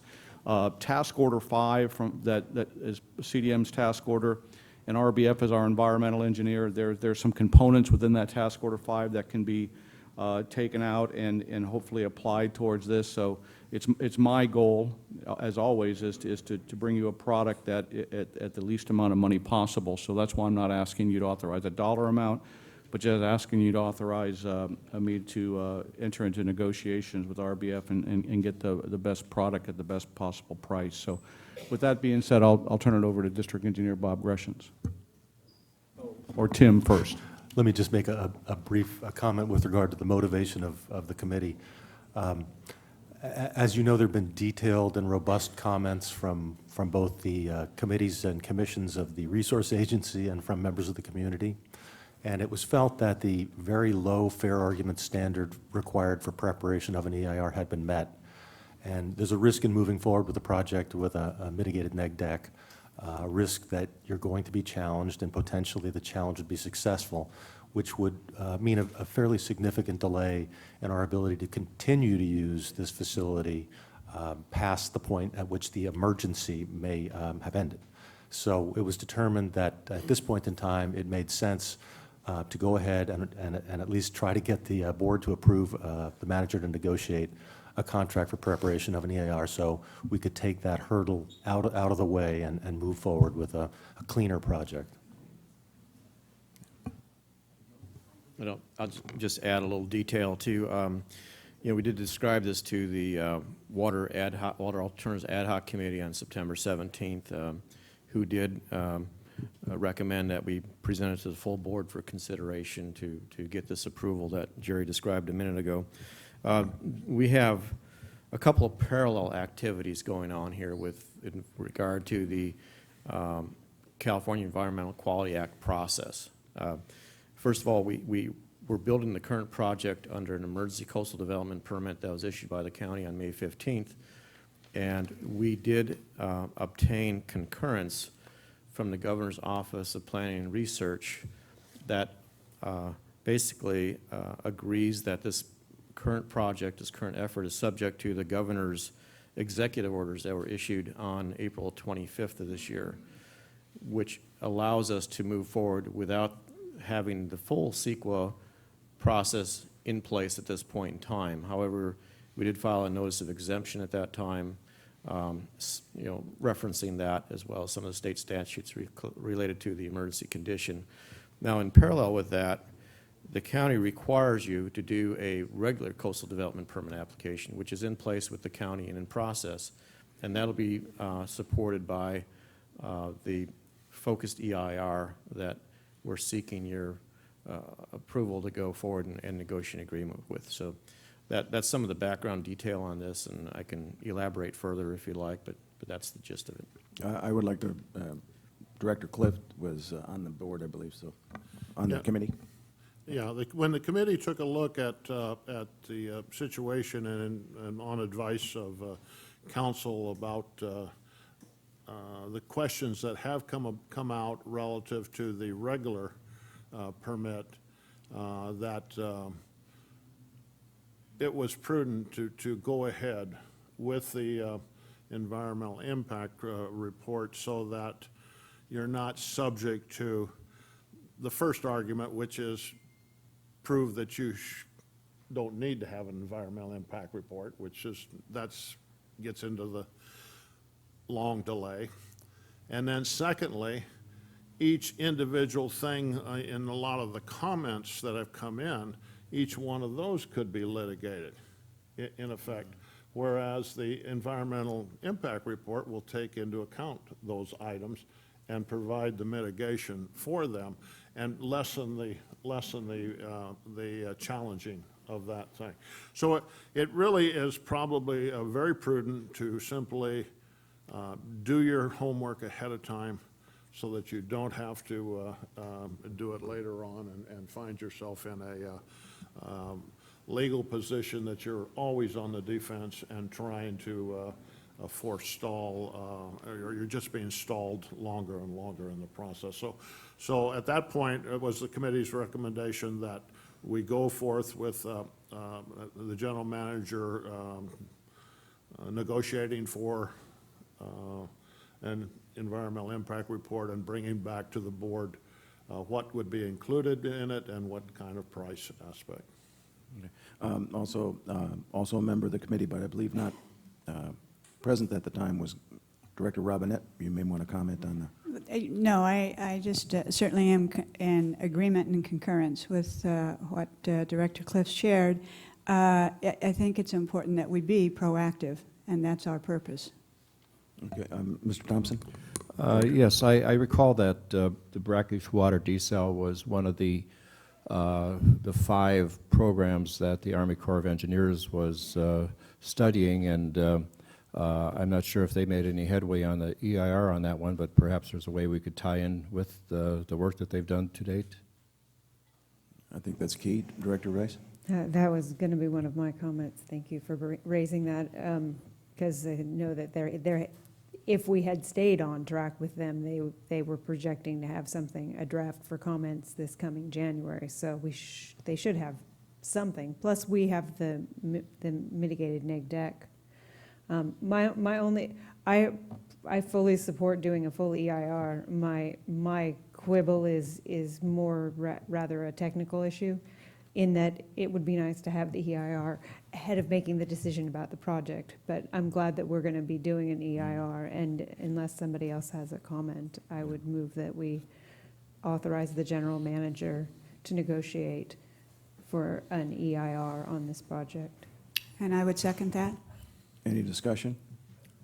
I would, go ahead. Director, Let me say one thing. oh yeah, okay. Since this is on 9B and so many people spoke on 9B, I've sat on this board for almost 7 years, and I just have to say thank you to the community expressing an opinion, whichever opinion it is, expressing an opinion.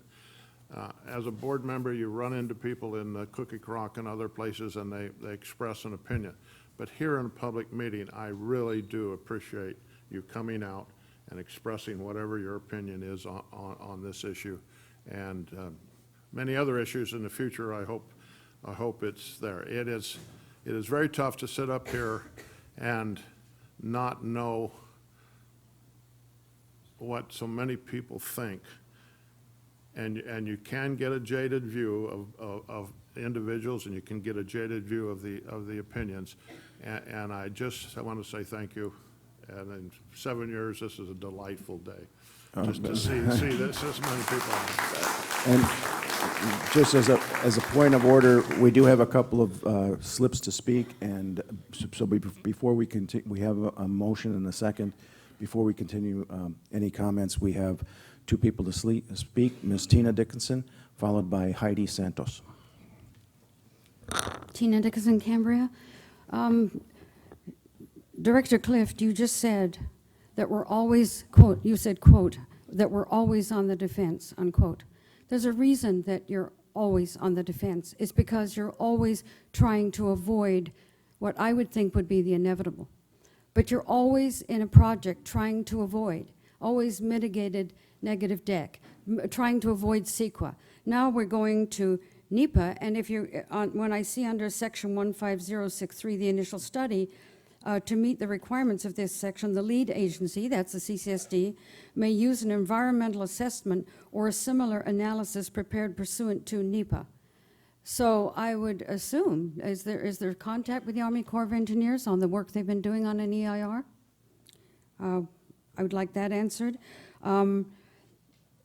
Why doesn't the CCSD just go about a project like this, a major project, with the agencies, with their recommendations, with the conditions that have been asked to be put in place, instead of ignoring them, ignoring all of the IS-MND comments? I haven't seen responses yet. Where are the responses to the July 22nd comments? Where are they? And so for all of the folks that came up here and they're just totally in support of this, I don't think a lot of them realize what the CCSD is trying to avoid. To have aerators spewing out particulates of effluent right adjacent to the state parks campground where campers are. Are you kidding? Do you think that you can just avoid the permits for this and that you can just go on your merry way while people are subject to getting very, very ill? That is a real big issue, and you know it. And now you're trying to skirt this with a focused EIR. What exactly is a focused EIR compared to a full EIR? Would someone please be able to explain that to me? Engineer Greshams. Please continue your I'd like an answer to that question. conclude your comments, please. Now, and then I'll get the other. Ms. And I Santos. really, really, really resent the fact that folks here are bringing up political candidates. I thought this was about public comment regarding this issue. I fully support, since they did, I'm going to say I fully support Rick Hawley and Jeff Hellman for getting elected so that we do have transparency, so that when we do go through projects and have more projects come up, that we are informed and that we follow the advice and the conditions of the regulatory agencies. Thank you. Thank you. Ms. Heidi Santos, are you still here? Thank you.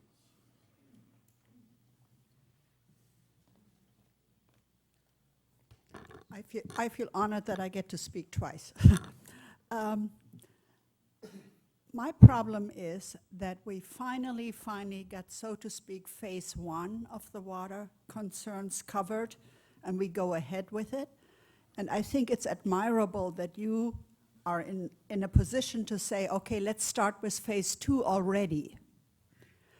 I think it doesn't make sense to me that we as outsiders that are not really part of the day-by-day activity that takes place behind the scenes could tell you how to go about phase 2. I think you guys know, and that's why we elected you, or that's why we pay you. That's your job. I just would like to do that you do the best you can for Cambria. I want to make sure you follow all the regulations, that you do everything you do right, correctly, but I don't think I can tell you if you're doing the right thing or not. We're not in the middle of things. It's not really up to me to tell you whether or not you do the right thing, because I'm paying you, or I elect you to do the right thing. Thank you. Thank you. We have a motion and a second. Any other further discussion? Ms. Robinette? No? I'm not sure this is the proper place, Okay. but I will say this. When people have accusations that obviously would cause, if they were true, great concern on the part of everyone sitting in this room, I'm only going to ask, I think it's reasonable that if what we're accused of, we see credible, documented evidence, rather than hearsay.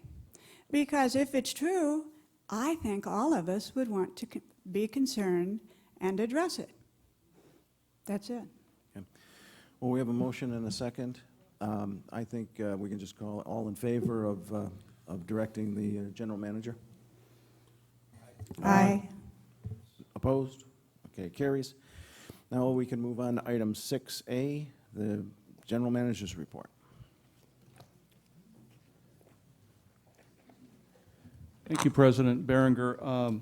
You have my general manager's report in front of me. I have a PowerPoint presentation that I'd like to just go through really quick with the board and the community, and if you don't mind, there's some, and then Bob's got one after me. So I'll just wait till everybody. You guys should stay. This is a presentation about our system. This is exciting stuff, I tell you. This is the stuff we live for. You know, nobody gets excited as sewer pipes like I do, I tell you. You know. That's why we hired you, right? Yeah. This is where the rubber hits the road here, folks. This is good stuff. This is better than home video footage of your grandkids here, I'll tell you. Mr. Gruber, would you comment on the Yeah, I slip that we just got a slip that saying there was a CDF plane flying around, which is California Department of Forestry, and it's a spotter plane, and I don't have any more details, but I reached out to the fire department to see if they have any additional information. So Kathy's probably got a scanner, so I don't know if she's heard anything, but there's just a spotter plane out there flying around. So you have my, what I'd like to do is just do my general manager's report. You have it in front of you. There's some key points. The one thing that I would like to point out is in my general manager's report that the Title 22 and Title 27 draft report is on the Regional Water Quality Control's website. It's out there for public comment right now. The project's moving along rather nicely. Bob's got a PowerPoint presentation he wants to give on the project and show you some things. And then just on my last page, if you look at the readings for the WBE, there's been some discussion and concerns related to the Windsor Bridge East and that monitoring well falling below 3 feet. We did this as a precautionary measure.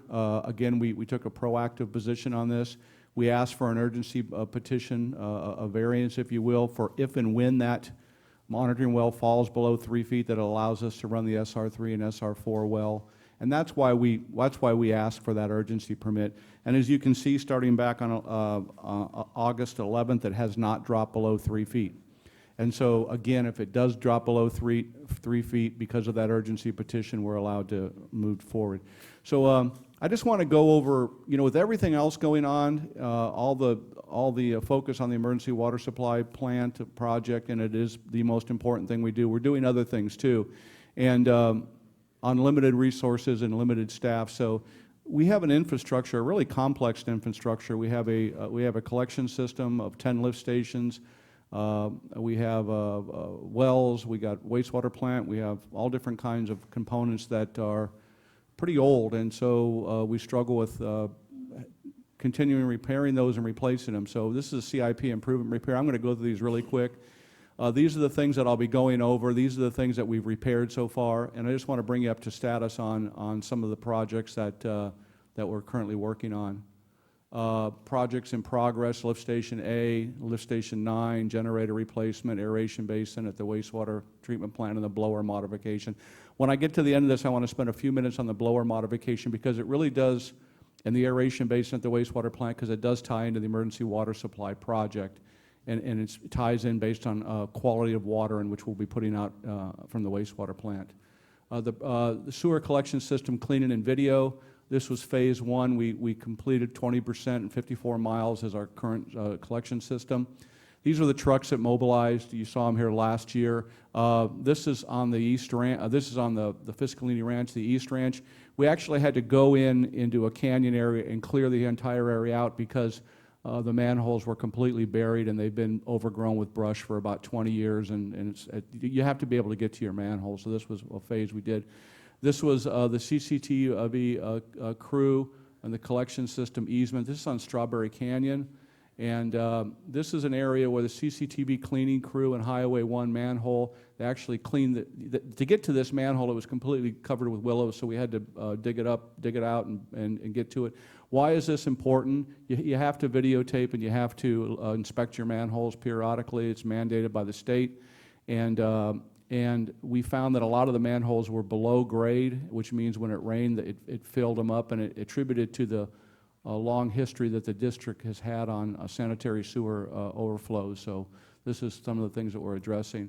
Dover Lane sewer main repair. This was a 60-foot repair on Dover. It was identified during the phase one CCTV project. So we get in there and dug the pipe up and replaced that. The contractors are beginning Dover line repair. The sewer line was in really bad shape, and I think it was, if I believe it was collapsed. Avon Creek sewer repair. The project repaired 3 malfunctioning sewer laterals located in the portion of the main under Avon Creek. This is, I'm sorry guys, this is just what it is. This is what we do. One of the leaking sewer laterals prior to repair, so how long it was leaking, we do not know. It probably was leaking for multiple years. This is what it looked like afterwards, and we repaired it. We put that base rock down so it doesn't, when you put the soil back on, it doesn't break again. But again, that water enters there and causes problems with the plant and the collection system. Fern Canyon sewer repair. This project repaired a section of a leaking sewer main and a 10-inch main. Fern Canyon, this damaged pipe section was identified in the phase one work again. This was a major pipe we found that was just, it was, if you look at it, you really can't see it, but if you look at here, you have one section of pipe right here, and then you have the other section of pipe right here. So what happened over a period of time, they just separated, and they were buried, and nobody was aware of it. So we got in there and repaired that. And that was some of the remediation work, finished repair. Note the erosion control devices right here. So those make sure that nothing gets into the waterways or anything like that. Let me go to the next one. This is Fern Canyon storm drain culvert repair. This is again part of the phase one that we did. As you can see right here, both these things are washed away right here.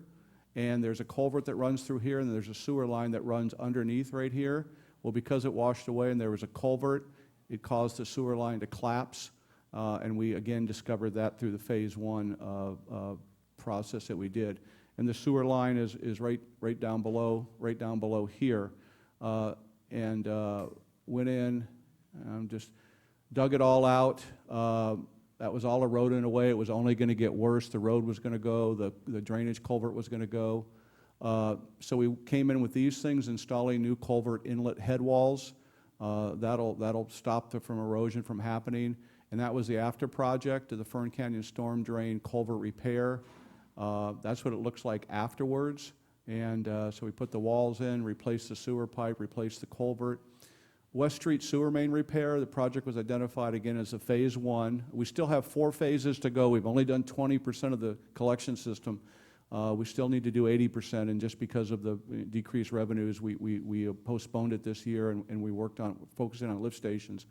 This is interesting. This was West Street sewer main project that we repaired some lines here. If you notice, that's kind of, everybody's familiar with this area right here down there. We went and repaired some things. We raised manholes. I&I is infiltration and intrusion. That happens when it rains. When it rains, you don't want rainwater into your sewer system. When that happens, you have spills and it kills your plant and does a bunch of other things. So we raise manholes. We've done that throughout. So this is a previously raised manhole. This is a previous manhole in Fern Canyon. You can see that it's below grade. If you look at the level of the ground right here and you look at the manhole, so when it rains, everything goes into that manhole. There's a Fern Canyon manhole, signs of I&I. You can see infiltration and intrusion. Lower section of the manhole ready to be raised. And this is what it looked like after it was raised. So it's above grade when it rains. It doesn't have to worry about getting water in there. This is a raised manhole on Highway 1. You've probably seen the area that's been cleared away of willows and things like that. We went in there and rebuilt it and raised it, and that's what it looks like now. You couldn't even get to it before. We had to go in there with bulldozers and clear it all out, because what had happened over the 20 or 30-year period, it just buries these things. You can't find them. And you have to know where they all are, and we raised it about 3 feet. You can see that it's raised here. If the creek overflows, which is right here, it won't impact the collection system. This is a raised manhole on Moonstone. I'm sure you guys walk by this sometimes. Again, it's below grade, which is not a good thing. That's what it looked like after we raised it. This is lift station B. This is the main lift station in Cambria. This includes a number of repairs and upgrades. This is behind Huntington, kind of behind my house on one of the trails. You'll see a building there. It's the main lift station. And why is this so important? These were the original pumps that were in here from back in the 70s, and one was not working at all, and the other one was really, really bad shape. If this one goes, it handles most of the flow for the community. This was a structural defect caused by the 10-inch force main. If you look at here, this pipe right here is all out of whack and everything. I'll just use technical terms, okay? All out of whack and everything. Highly technical terms here. So what we did is lift station B force main pipe retrofit. A portion of this project was to remove the bypass connection to the left side of the isolation valve, which is this area right here. You want to be able, if you lose your pumps, you want to be able to bring a portable pump in and bypass the system and run it through with a portable pump. We did not have that capability. So we go to the next one. And that's what it looks like now. We installed a bypass right here and a new isolation valve, so we can go in there.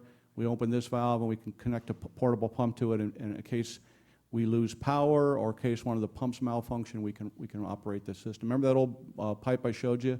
This is the new pipe in place now, and it causes the pumps to run more efficiently. This was a three-way valve replacement. This valve was stuck in the open position and no way to isolate the pumps.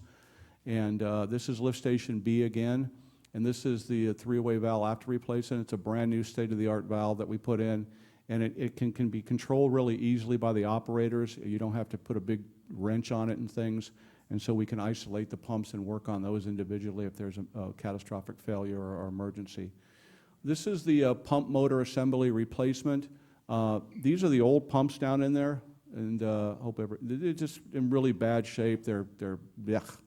You know, yeah, that's another technical word. We have 10 pump stations, so this is a pump assembly motor prior to replacement. Notice sufficient metal decomposition.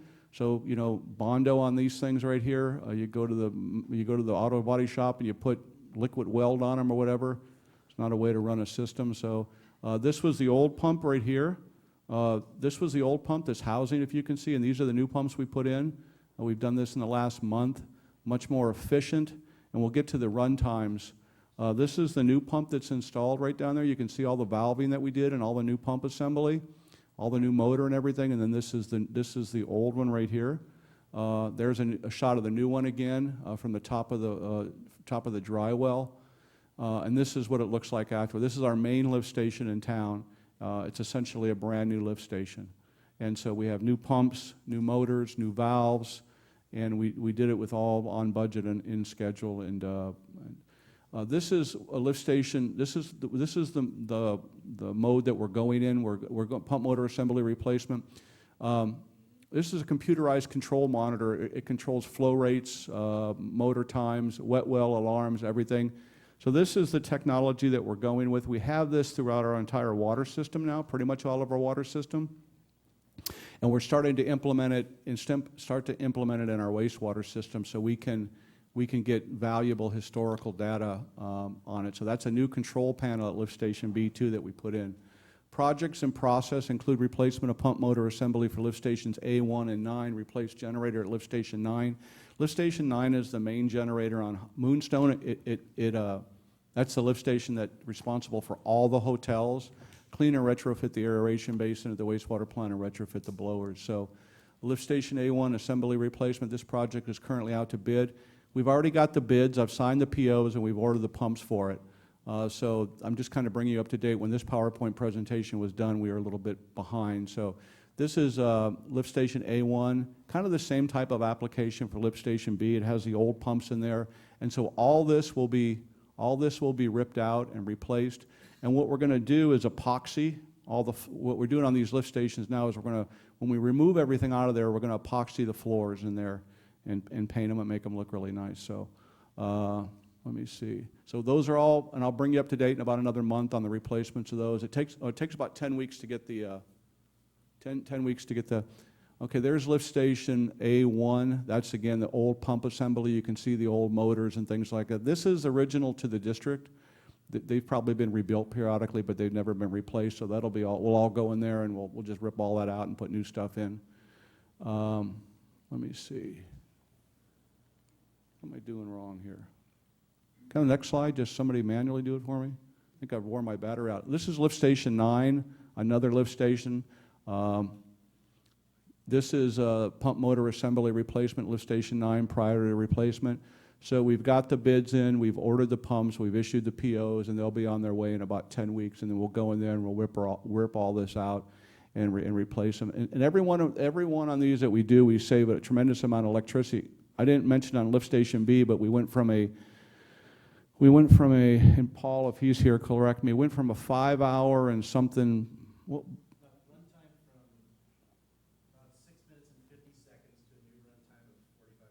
so 45 seconds. So every time a pump would kick on, we would run. It would run for all that time and all that electrical cost, and then we reduced it to 50-something seconds per cycle now because of new pumps. And this will probably have the same effect on these.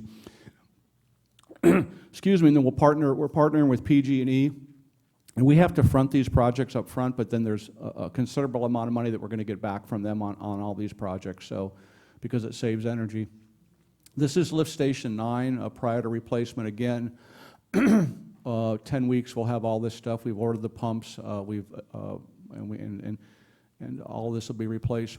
This is lift station 9. This is on Moonstone Beach.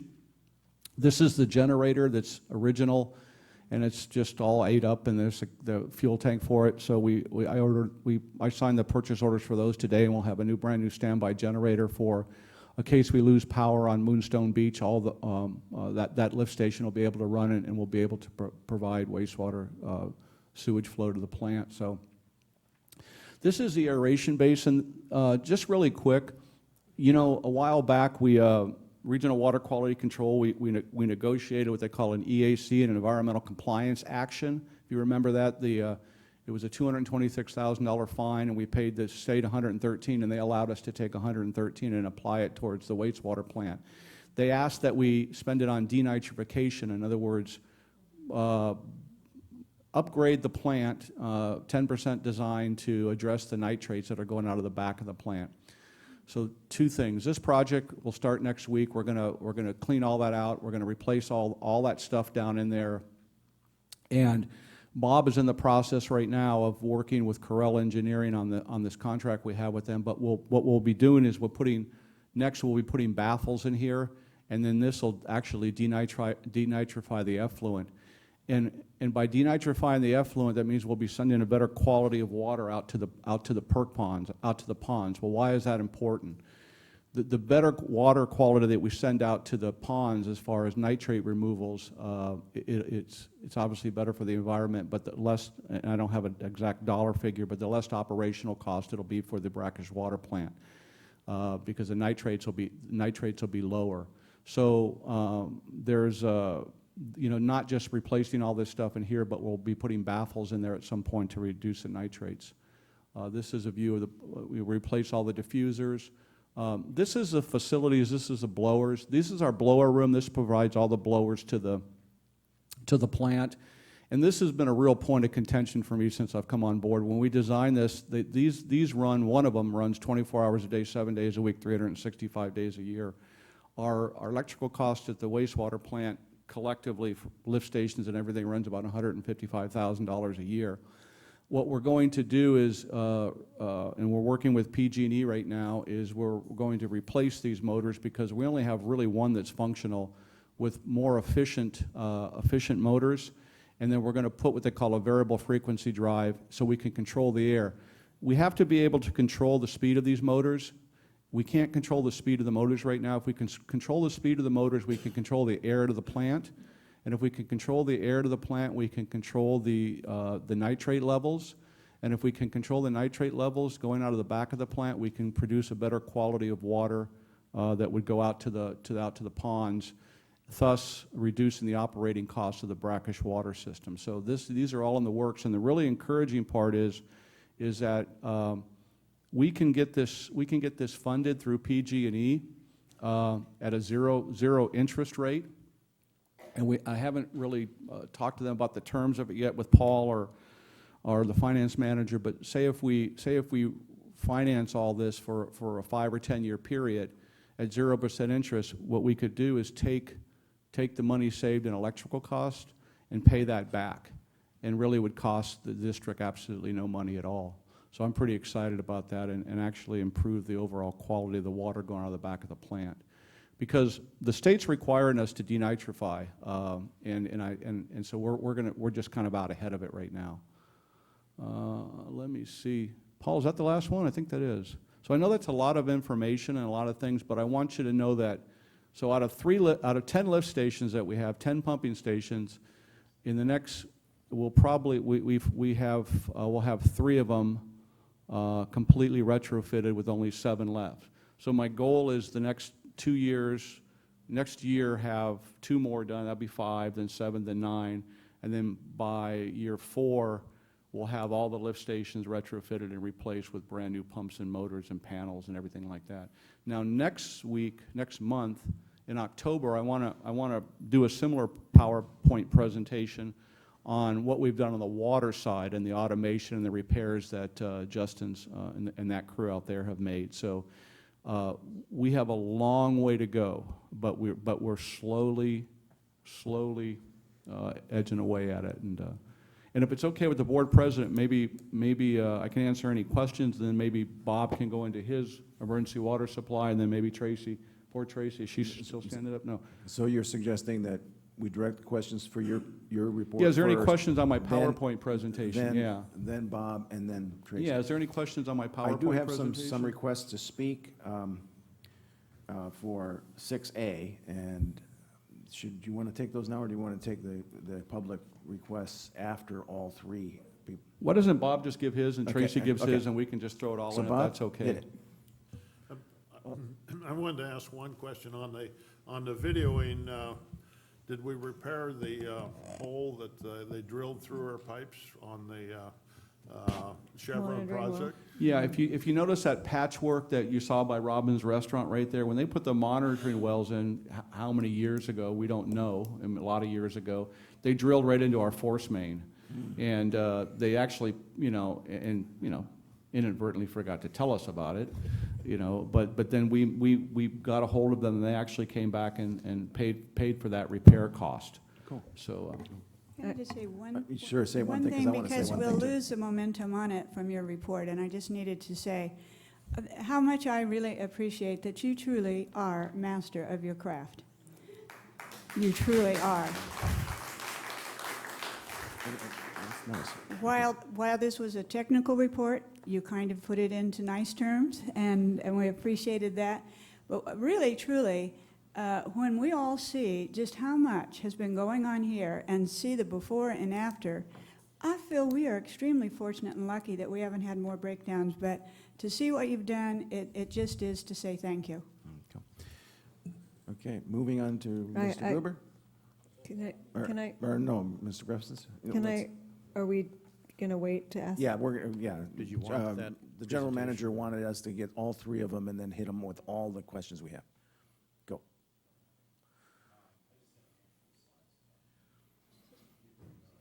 Mike. Just to give you a quick snapshot of the emergency water supply project and where it's at, I've got a few slides. This is part of the work at the advanced, it's the prep work going on at the advanced water treatment plant. This shot was made on August 27th, and as you can see, there's a water truck there in the kind of the background to help control any dust that's might be disturbed by the construction activity.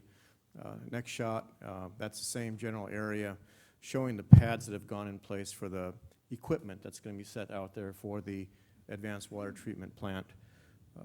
Next shot shows one of the pieces of major equipment. This happens to be the ultraviolet light unit. This is part of the advanced oxidation process, and I think you heard other people speak talking about a three-stage process. We have microfiltration, reverse osmosis, and advanced oxidation, and this is part of that advanced oxidation. This is one of the first major pieces of equipment to arrive, and we're expecting more to arrive in the next couple of weeks, and they'll be mounted on those pads that you saw a minute ago. This is prep work going on at the evaporation pond area. This was an existing reservoir that's being converted to meet the state's Title 27 requirements, which are very stringent. It'll have a triple liner installed with monitoring and so forth to make sure it's not leaking after it goes into operation. Again, another shot of the evaporation pond prep work that's going on. This is a more recent shot. And then just quickly over the next few weeks, there'll be additional major equipment deliveries and installations going on. We'll be finishing the prep work at the evaporation pond and then moving on to starting to install the liner work. There'll be some interconnecting pipelines going in, and right now the project construction is on schedule and planned for completion on November 14th. And then just a few noteworthy project activities. The regional board did post draft Title 22 and Title 27 permits on their website recently, and the tracer test completion will occur on this coming Monday, September 29th, and that'll be completed at 8 a.m. So that pretty much concludes my report, and I'd be glad to answer any questions. Okay, we're going to defer questions, and General Manager? Tracy, can you switch with Bob and come up and give your finance manager's report and talk a little bit about the draft reserve policy that you put into place and just kind of all the good things that's happening in the finance department and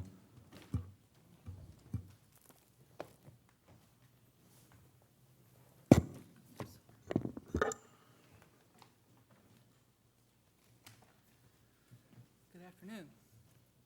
I'm going to just focus on a few things since I know you've had an opportunity to look at the material in the binder. Page 13 is a chart that you haven't seen before. I'm just daylighting some history on water sales and wastewater sales or sewer sales.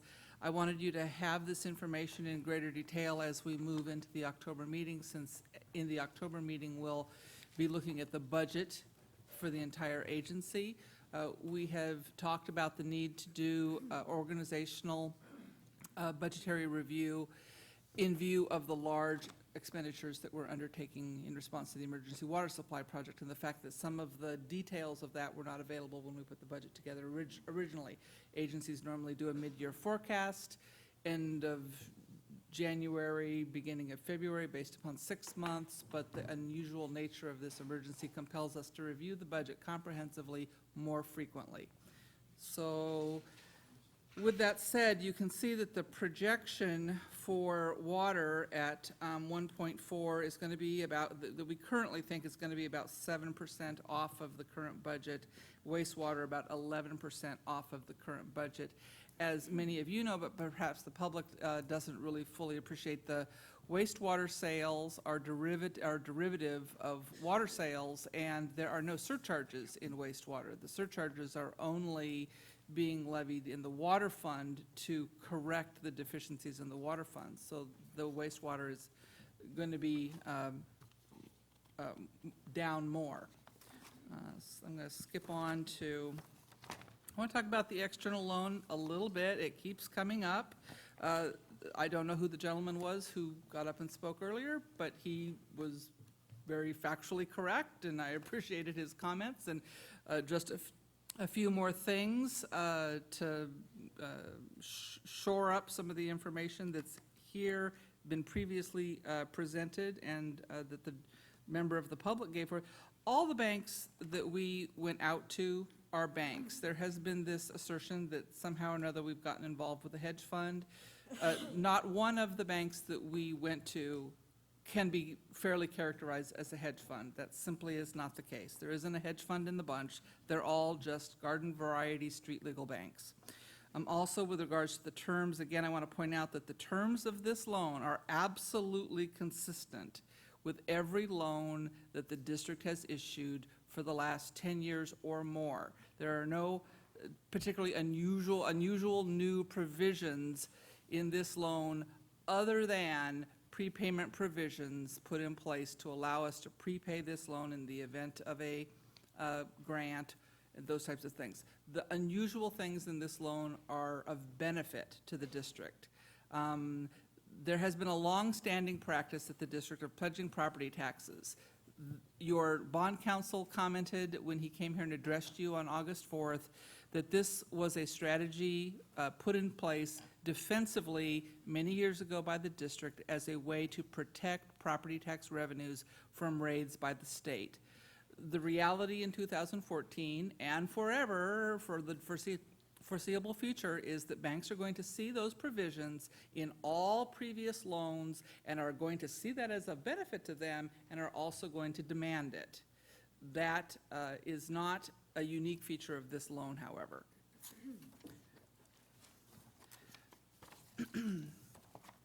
I've included in your packet a special district reserve guideline published by the California Special District Association.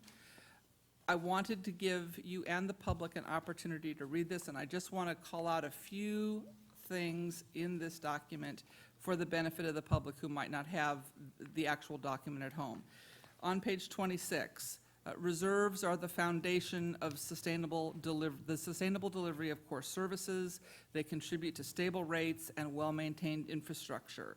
Insufficient reserves could jeopardize the district's long-term sustainability.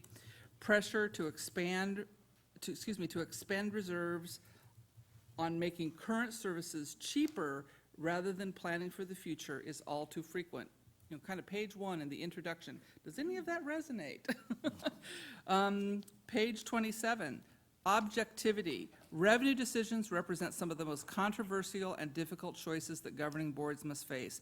Utilizing reserve policies reduces political gamesmanship and promotes responsible long-term planning.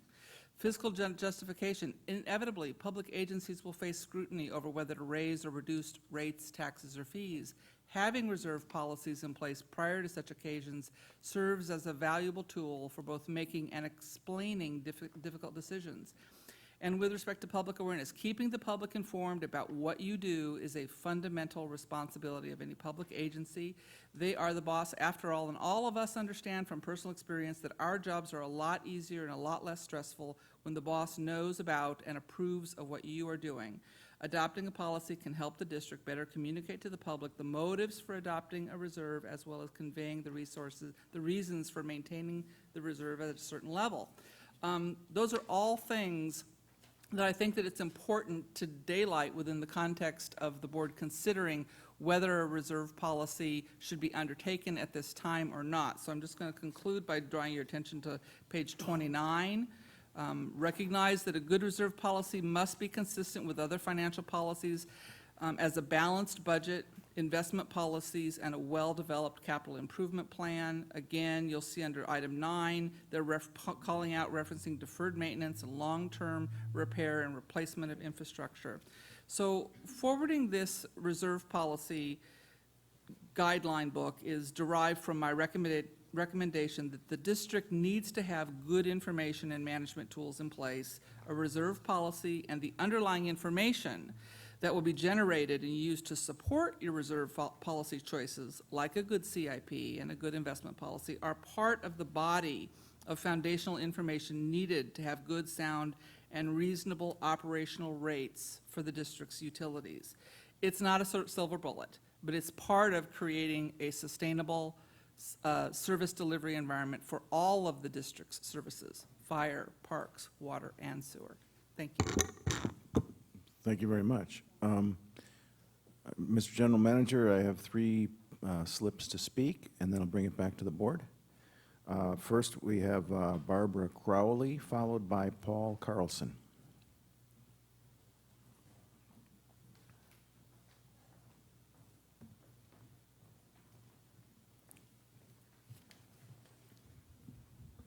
Barbara Crowley. Well, 2 reports ago, the manager talked about the progress on the sewage spill issue.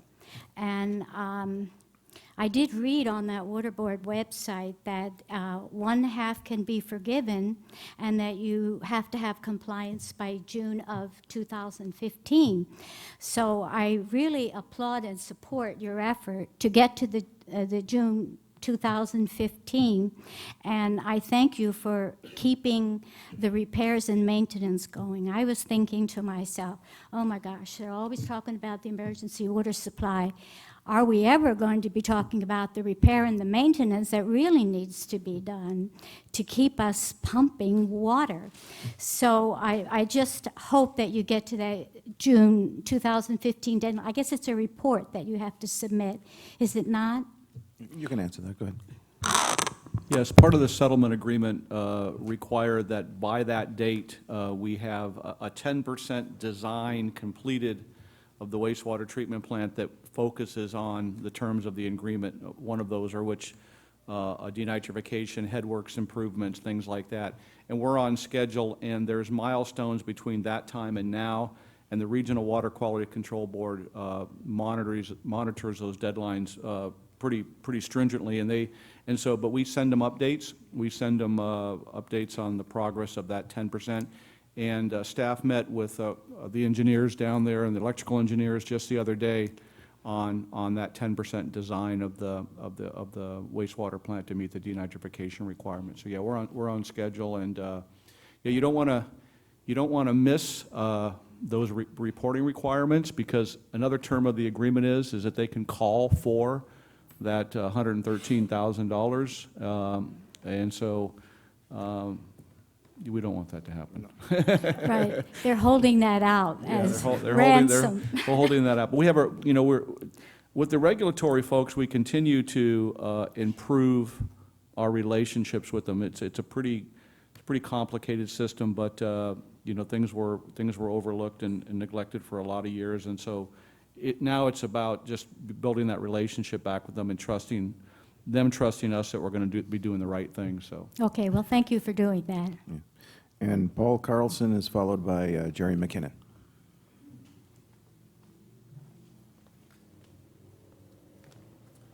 I have a brief comment to make. Actually, it's about the freshwater infrastructure, and I know Mr. Gruber talked about the sewer system today, which was impressive, all the repairs. And one of the reasons I'm speaking at this moment is because even yesterday, one of the objectors to the new project was talking about the real solution is to solve the leaks and spills. Well, and this has been an ongoing, as you board members know, over the several last years. It's always, well, we have too many leaks and spills. And reviewing your website, I learned that there was in the last couple of years a survey of your water supply where the well meters were monitored as well as the user meters, and the difference was approximately 8%. And so, and according to industry surveys, which was revealed on your website, under 10% is acceptable or considered normal. At the same time, there's diminishing marginal utility in spending repairs for this, but it's something that maybe could be considered to review, and maybe Mr. Gruber will be addressing that next month with his report on the freshwater, which I would be interested in hearing about. But you are really doing a great job, and I just want to thank you again. Thank you. Thank you. And Jerry McKinnon is our last speaker. Jerry around? There he is.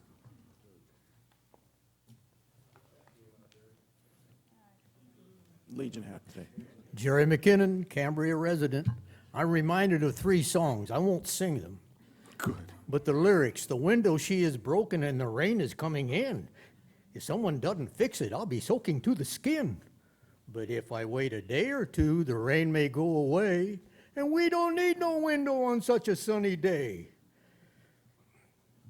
Pop goes the weasel, that's where the money goes. I'm concerned about the preventive maintenance versus repairs of the sewer treatment system. When I look at these slides and recognize that there have been several years that that system has been in place, why are we now discovering those fractures in the pipes and so forth? That's a part of preventive maintenance. So, my questions. When did this particular repair project begin? Second question, how long will it take to complete the repairs that are reported? Third question, where does the money come from to do the total repairs? Does it come from the current budgets in enterprise funds or whatever it is? Or does it come from our reserve funds? Or is there another source? Now, the total project is for a 10-year period. Is that correct? Is that what I heard the finance officer say? Is that the emergency water supply? No, sewer plant. Sewer plant? Sewer system. No, are you referring to how much was videoed? They're videoed 20%, and they're going to continue. Yeah, I heard something like total project finance for a 10-year period at 0 interest. Did I hear that correctly? Would you answer that, Jerry? That was referring to the money that'll be allocated to us through PG&E. The terms of that are yet to be determined. It could be 5 years, it could be 10 years. In other words, when we replace those blowers, they'll loan us the money at 0% interest, and then the terms of that agreement to replace those blowers will really determine on A, what we can afford to pay back, and B, how long we want those terms to be. I would like to have the terms set that the payback duration is derived from the savings in electrical cost. And that way you're not taking any money out of your enterprise fund, which is your wastewater revenue, and you're just paying that off based on energy savings cost. So that's so I use 10 years as an example, and realistically, that's probably what the terms will be. If I can pay it off in 5 years, that'd be great. Okay, so that just relates to the electrical side of it. It just relates to the blowers and relates to the variable frequency drives and just that one aspect of the wastewater treatment plant. Okay. Now, the other aspect of it, will it require our payment structure rates to be increased to cover these costs? Or do we live with what we have now? The projects that I've identified do not equate to increases in sewer cost. Thank you very much. They're going to be done by existing revenues. Thank you. Appreciate that. All right, and I just had a late slip here from Tony Church. Good afternoon. I just have a few questions.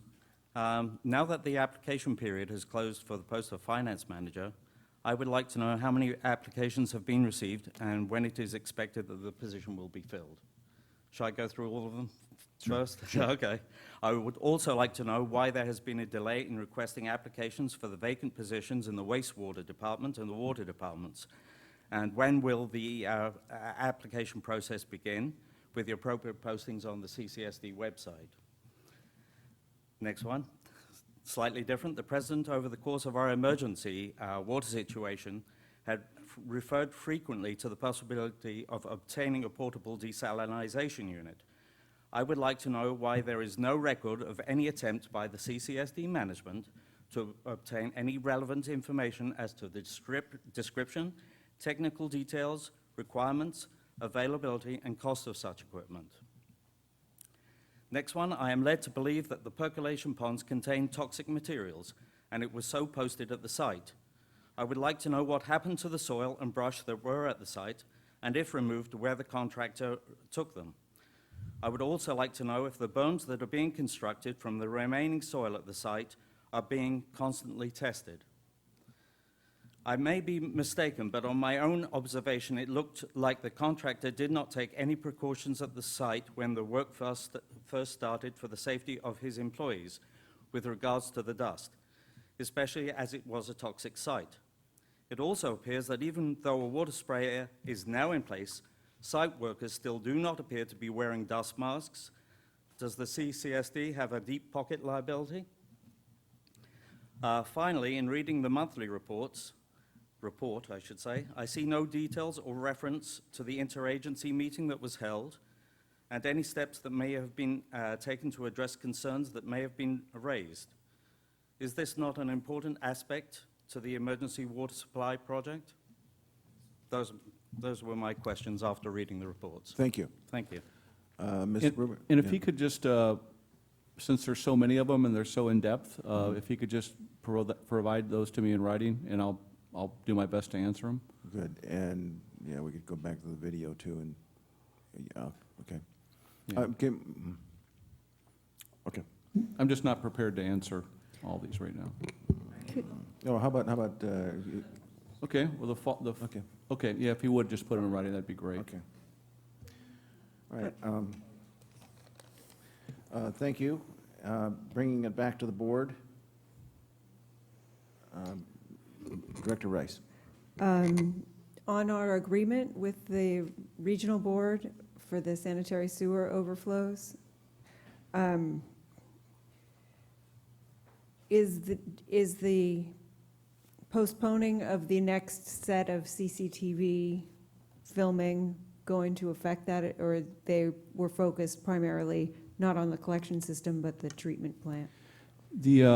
There's a document called SSMP, which is a sanitary sewer management plan, and that's to be updated every 2 years. And in that document, you can indicate to them that because of financial constraints and competing priorities, that we'll postpone it for a year. So one of the questions that was asked is, when was the last time we did it? We did it fiscal year 13-14. We did 20%. We deferred it this fiscal year 14-15. And the reason being is because of the condition in which the pumps were in. And so they're absolutely okay with that. I mean, they're the one. So it's not a problem with the agreement that we have in place? No, there's no terms within that agreement. You're talking about the ECA, which is the Environmental Compliance Action Agreement, yeah. And there are stipulations in there, but that is pretty narrow in scope and specifically deals with the 10% design upgrades to the wastewater treatment plant as it relates to denitrification. So very good question, but they're really two parallel tracks. Okay, I just wanted to make sure. And then the SSMP, you said every 2 years it has to be updated. So does that come before us at least as a report, or you just, it's something that gets filed, or? Yeah, it's received and filed, Okay. and we submit it electronically to them. And what we'll be doing as a part of that document is including all the improvements that we've made, and showing them those pictures and including a brief description of what we've done. So, as a former high school teacher, I'd just like people to show their work, that's all.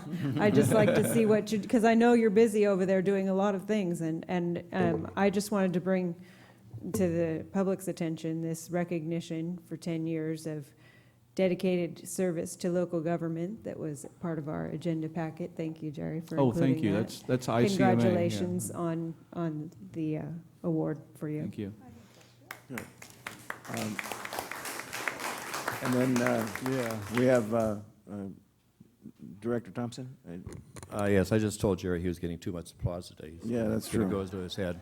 When Mr. Gresham showed the slides on the emergency water system, there was a picture of a beautiful piece of equipment there, and it brought to mind the fact that at a particularly raucous meeting about 6 weeks ago, there were reported some veiled threats against the the project. And I was wondering, Mr. Gruber, are we taking appropriate security measures up at the project site? Yeah, that facility is completely fenced in, and it has an electronic gate that opens that only staff and the CDM folks have access to. So there's no cameras in place or anything like that, but those are those are web-based now. It doesn't really require a whole lot of infrastructure to put those in. So I think that's a good idea. We've done a lot of additional cleanup work around the 9P7 and 9P2 well that would enable us to mount those type of cameras. And I think that before long we need to put some up there, because it's a multi-million-dollar asset of ours, and we need to be able to safeguard it. So it could be a web-based camera, something as simple as that, and I think that I'll make a note to myself and make sure those get installed. I think that's a really good idea. Director Robinette, did you have more to, anything else? Just on the budget report, actually, just a great report. But when we were talking about reserves and policies and that type of thing, while we've got a lot on our plate right now, I would like to look in the future, perhaps early next year, about setting up probably a committee to address that. I would support that. I had something, but I forgot. Director Rice? Two things related to conservation. The ad hoc conservation committee hasn't gotten together recently, and I noticed there was only one rebate this month in the expenditure that was noted in the, for last month. It's noted in the expenditure report.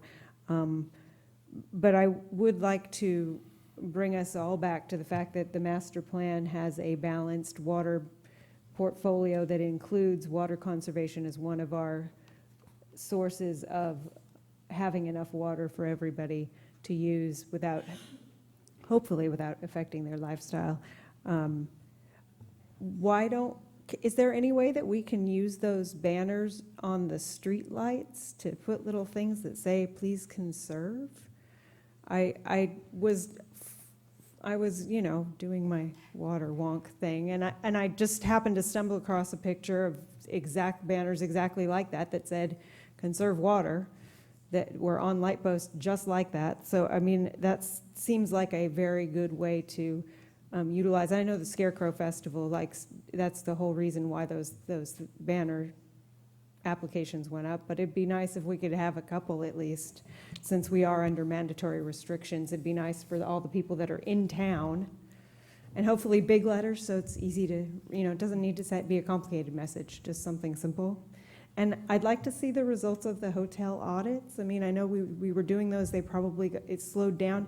It distresses me a little bit that one of the parts of our portfolio is kind of, well, actually every part of our portfolio other than the emergency supply at the moment has kind of fallen by the wayside, and we really are, with our conservation plan that we adopted last year, part of our whole responsibility with managing our water supply. So I just would like to make sure that we're not losing track of that stuff, because I know we don't have a full-time person on it. And this is important. It's at least as important as the emergency water supply. It's just not as urgent as the emergency water supply at the moment. So what I can do is, I want to talk to Carlos about the banners. I think that's a great idea. I don't see a problem with it.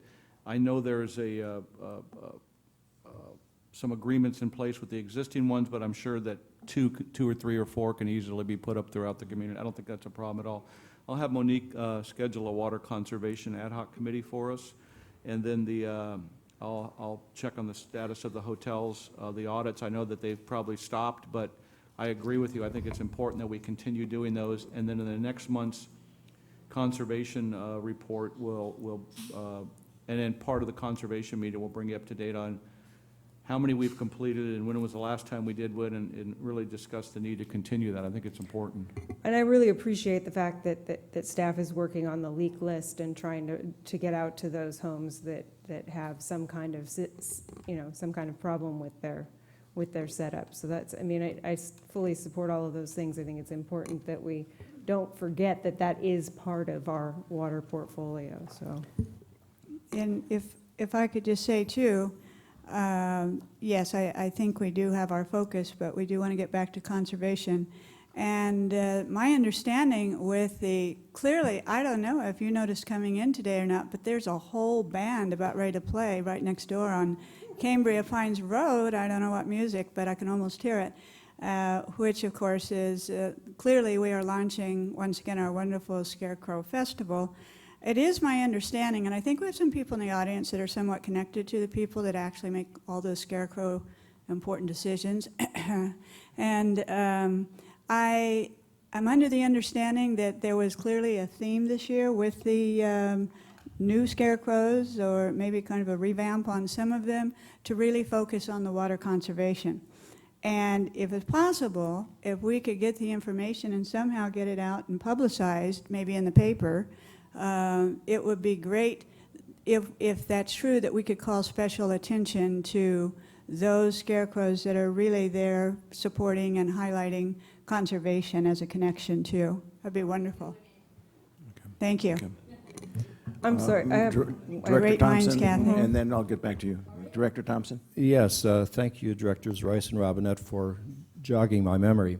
I had intended to comment on actually a Tribune article that that was published roughly 3 weeks ago, along with an editorial that was very complimentary of Cambria and its conservation efforts.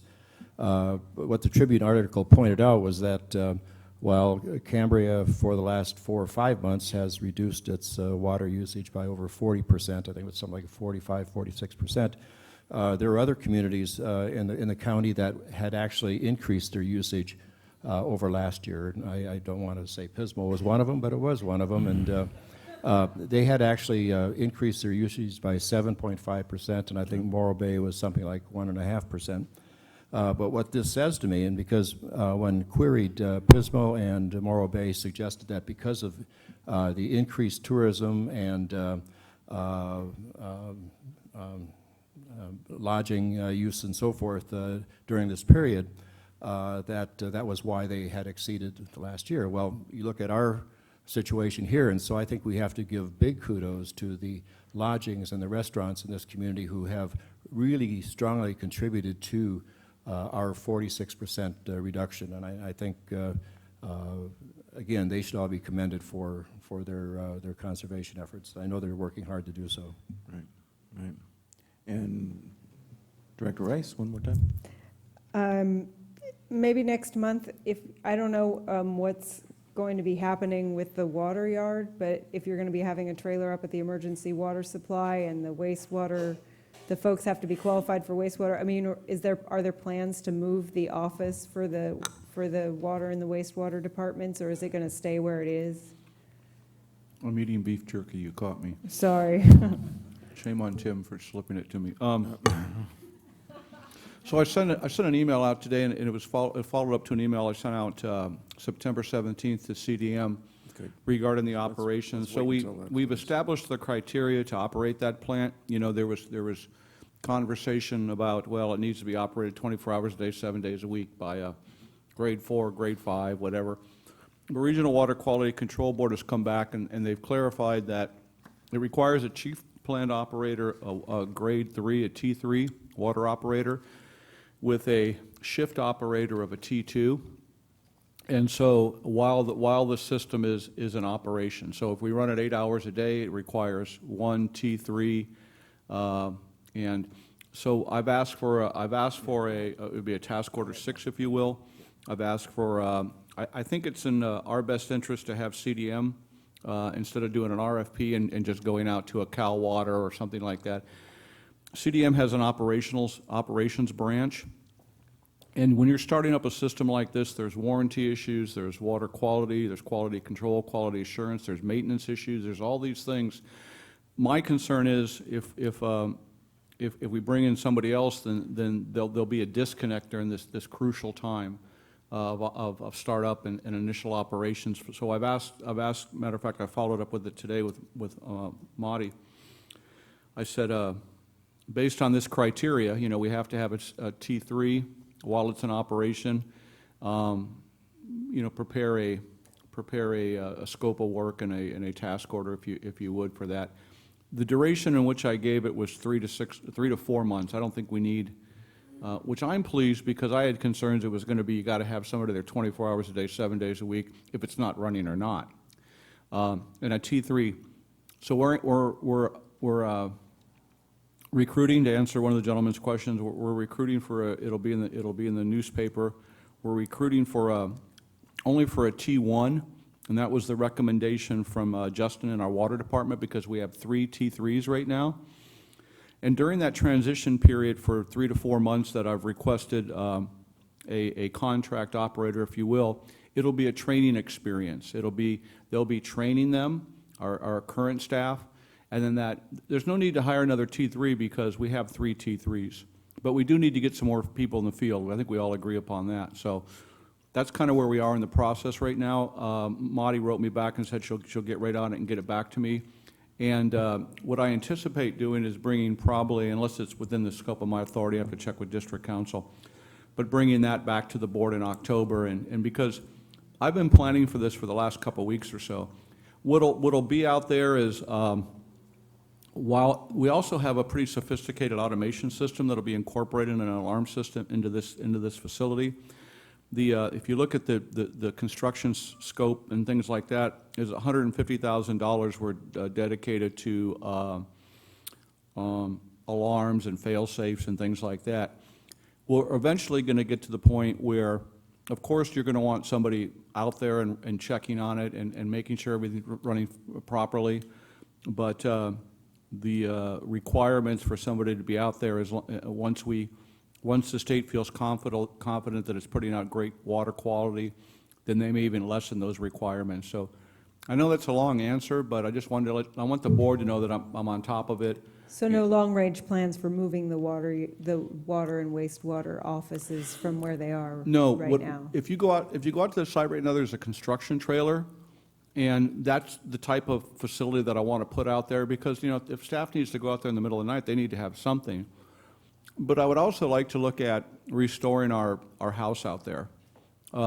It's not to the point right now where it needs to be taken down, but it needs about $100,000 worth of work. And whether we decide to rent that out or have it for staff when they're out there operating the facility or whatever, but it's an asset we have, and we need to do something with it and not allow it to continue to deteriorate to the point where it be like the Phillips house on the East Ranch where we got to bulldoze it down. So, but there'll be a facility out there, and where their construction trailer is right now, that's where I picture the facility being. So no, the water folks will stay where they are right now at the wastewater plant. That seems to be working out really well. And then facilities and resources will stay down there at the East Ranch. We just put a lot of investment. I just wanted to make sure we were still having a bigger picture. Yeah. Okay. Let me throw in a couple of things. I also support the signs on water. We can put one on each end of town as a minimum. I think that's a small commitment, and maybe one when we come in on Cambria Drive. But 2 or 3 would make sense. And as far as the post signs, I think that's a good idea. When you're talking, somebody asked about who's financing this efforts. I think it was Mr. McKinnon. You're showing a lot of signs, there are a lot of motors that are being replaced and everything else, even though you're dealing with a lot of other things, and I know that's happening, and that's good. So when it comes time for budget, we want to see what kind of impact that had on our previous budget and what we might want to do as far as planning for a long-term budget. I'm not happy. Mr. Church had some good questions, and I'm not tickled about the answer. So, Mr. Church, when you do provide the questions, please copy me on them. I can answer the personnel questions right now. Yeah, I thought at least we could have those two quick things, because that's an update. And one last thing, just before you do that. When you filmed 20%, were you looking for the worst 20%? Or were you just arbitrarily starting at the beginning and going back? No, we systematically looked at areas that we thought had the most direct I&I influence, the creek areas and things like that. And so it wasn't originally when we did the RFP and put the scope of work out. It was in another area, and after discussing it, we thought we'd address some of the areas that we knew were problematic and had some leaks. Okay. Okay, so if you could just comment real quickly on the Yeah, personnel thing, that would be good. And so let's go back to the, kind of backwards, I got some notes here. So CDM Smith, provides us a daily construction summary. And there, early on in the project, there was some concerns raised about dust control and things like that. And those concerns were brought to my attention by the Coastal Commission and things like that, and those questions were answered.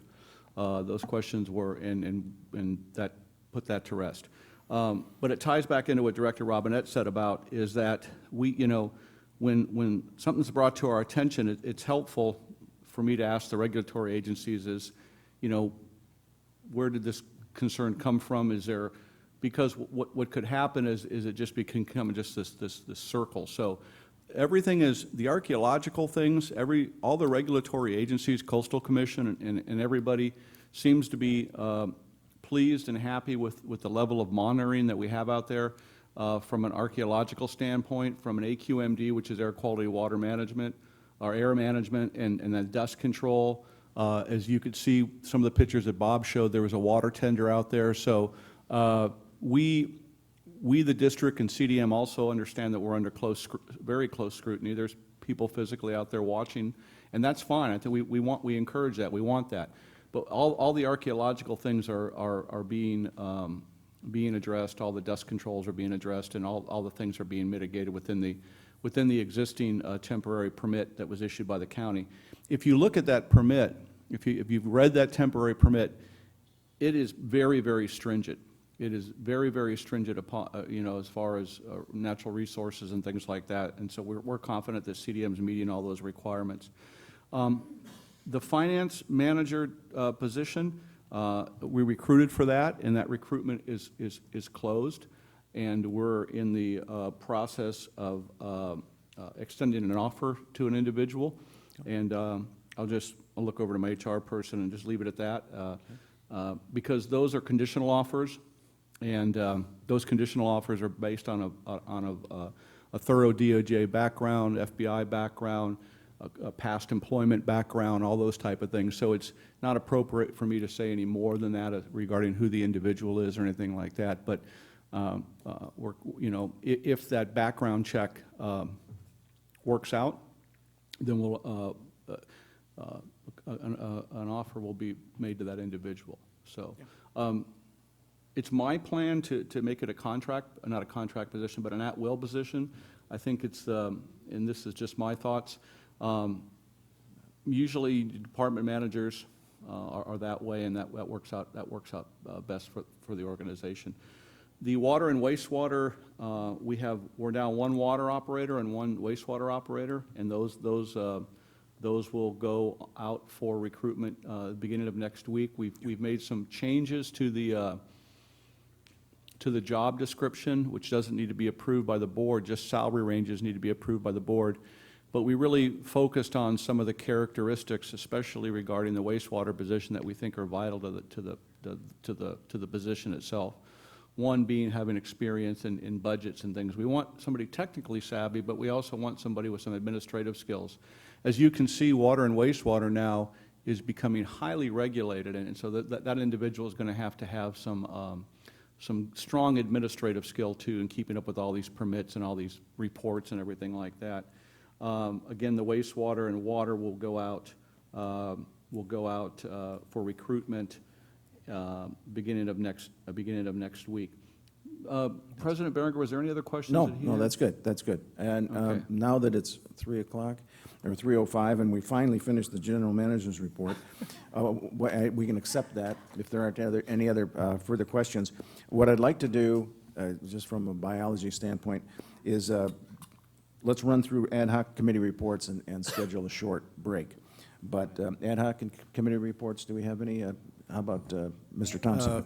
Not really an ad hoc committee report, but I wanted to comment on a point that Ms. Dickinson testified about on her public comment, and I don't know if she's still here or not, but she made the comment that I guess there was an article in the paper that suggested that she and Ms. Webb were taking pictures of people entering this meeting in Vets Hall, and she indicated that she only took 6 pictures. And I actually heard from 2 of the women that were photographed entering the hall, and so I raised the question, if the intent of taking those pictures was not to violate their First Amendment rights, what was the intent? Why was she and Ms. Webb taking these pictures? And where are they now, in whose scrapbook, and what does she propose to do with them? And hopefully she'll tell us at our next meeting. May I ask a Director Robinette? question of legal counsel on that?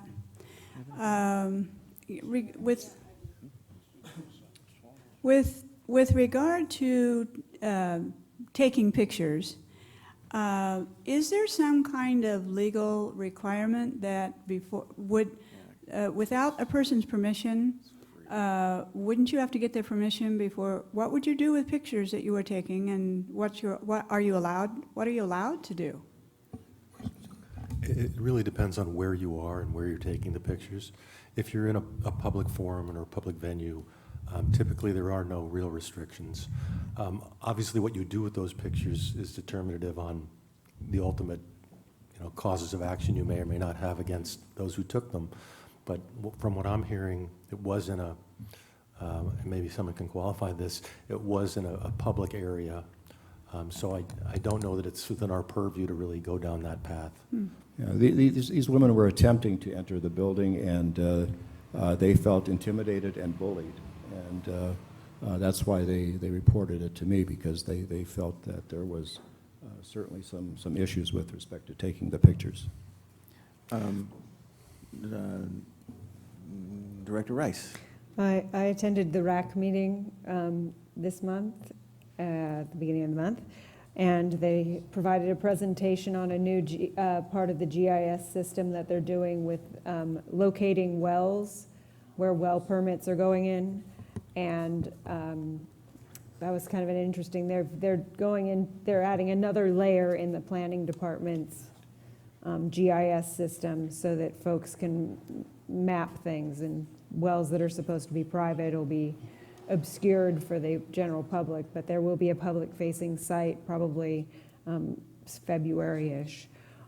Also, there was the State Department of Water Resources did post their recommended funding recommendations for the earworm grants, which we were part of applying for that. And at this time, we're not on the list because our county was our regional management was disqualified, but they're working for a reason which is technical, which is probably not even actually the case. So we may not be disqualified. And the score that we got was the 3rd highest of any earworm in the state that applied for the grants. So if we can clear up the technical issue that's going on, and it sounds like county staff is really working hard on clearing that up, then those recommendations hopefully will change. There's a date, October 8th, for comments on the recommendations for funding. You can go to the DWR site and look for the Integrated Regional Water Management Grant, Drought Emergency Grant funding. You can probably plug that into Google too, but that's a state program that we applied for grant money for the emergency project.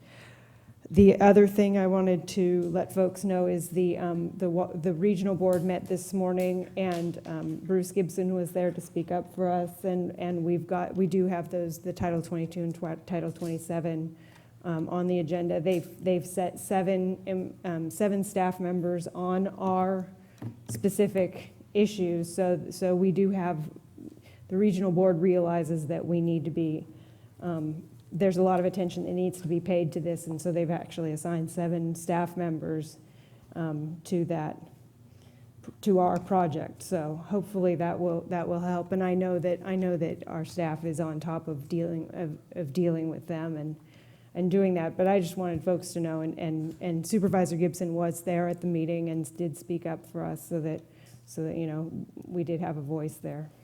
Great, thank you. I'd like to report I went to Cacho Adagian's office to discuss the project, to encourage him to help us with not only the grant funding, but the regulatory agencies and made sure he was up to speed on the project so that when constituents came to him, he would have a better understanding of what's going on. And then, and that was last week, and Gail might report on another meeting that Gail and I both had. Yes, it seems we've spent quite a bit of time together here lately.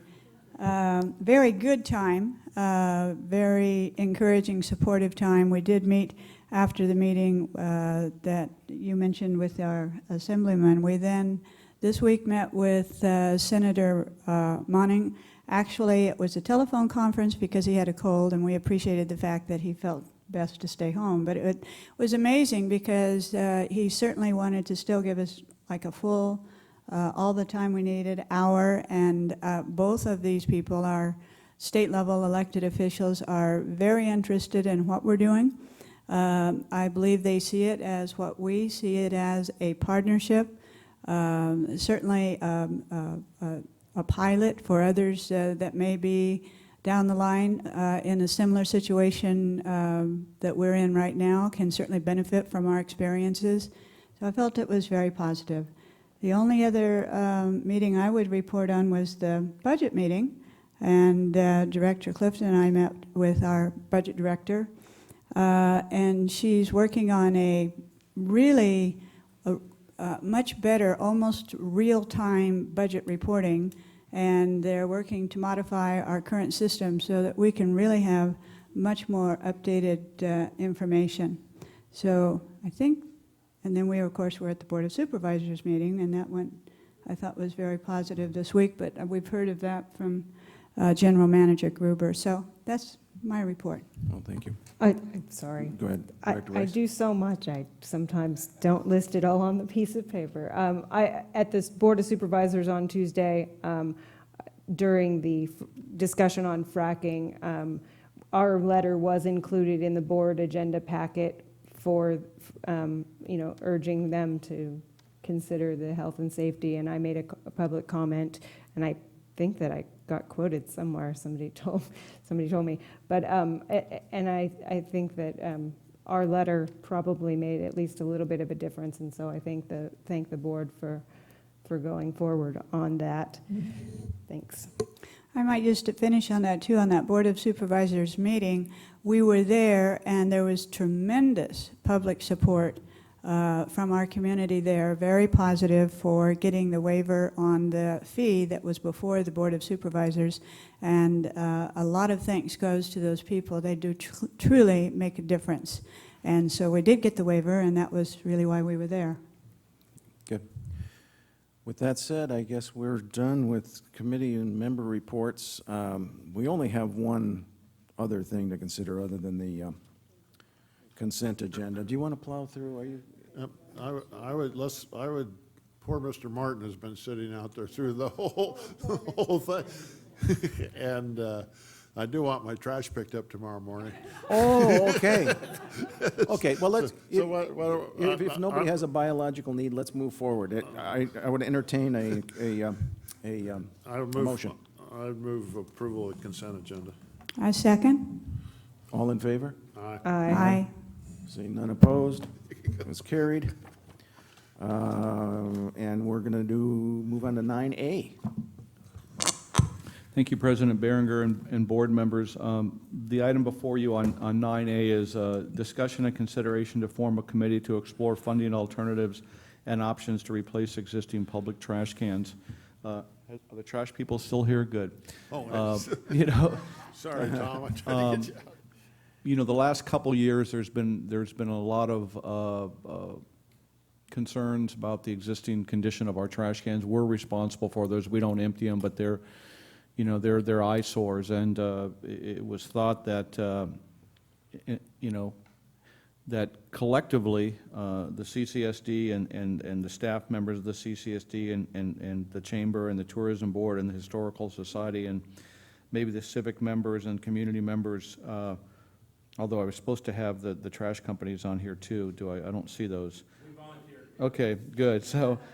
Just really kind of address it. We have, I think, 27. We did replace one in front of French Bakery, and we realized that is not the one the kind that we want.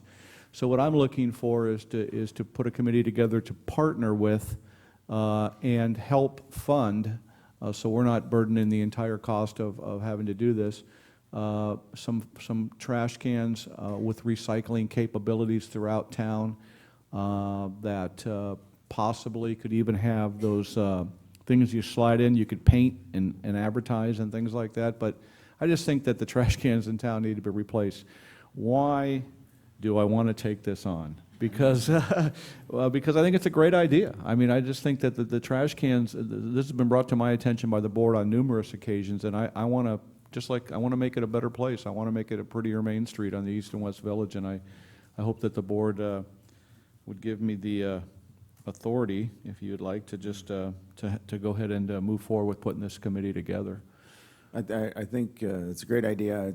I'm going to take blame for my haste in trying to change the trash cans. Heidi Santos is an outstanding individual.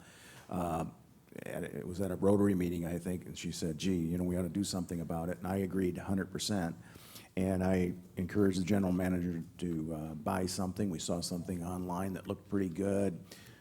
Carlos picked up the phone, got the thing in, but when it finally arrived in front of the French bakery, it just wasn't big enough.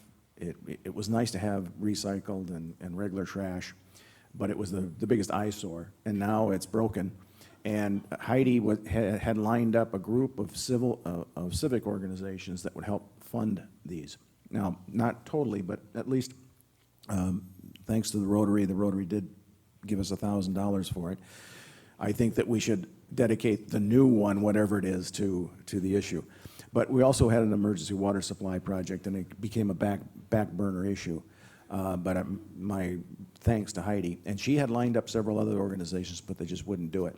And I thought it was good to get Mission Control involved. The biggest issue is, hey, recommend one that's easy to pick up, and one that might work in other organizations or whatever. So I think that if you do have a committee, I think that a volunteer from Mission County would be excellent. And I think Heidi Santos, if you have people on it, she's a go-getter, and she's, you know, it's kind of a mission for her.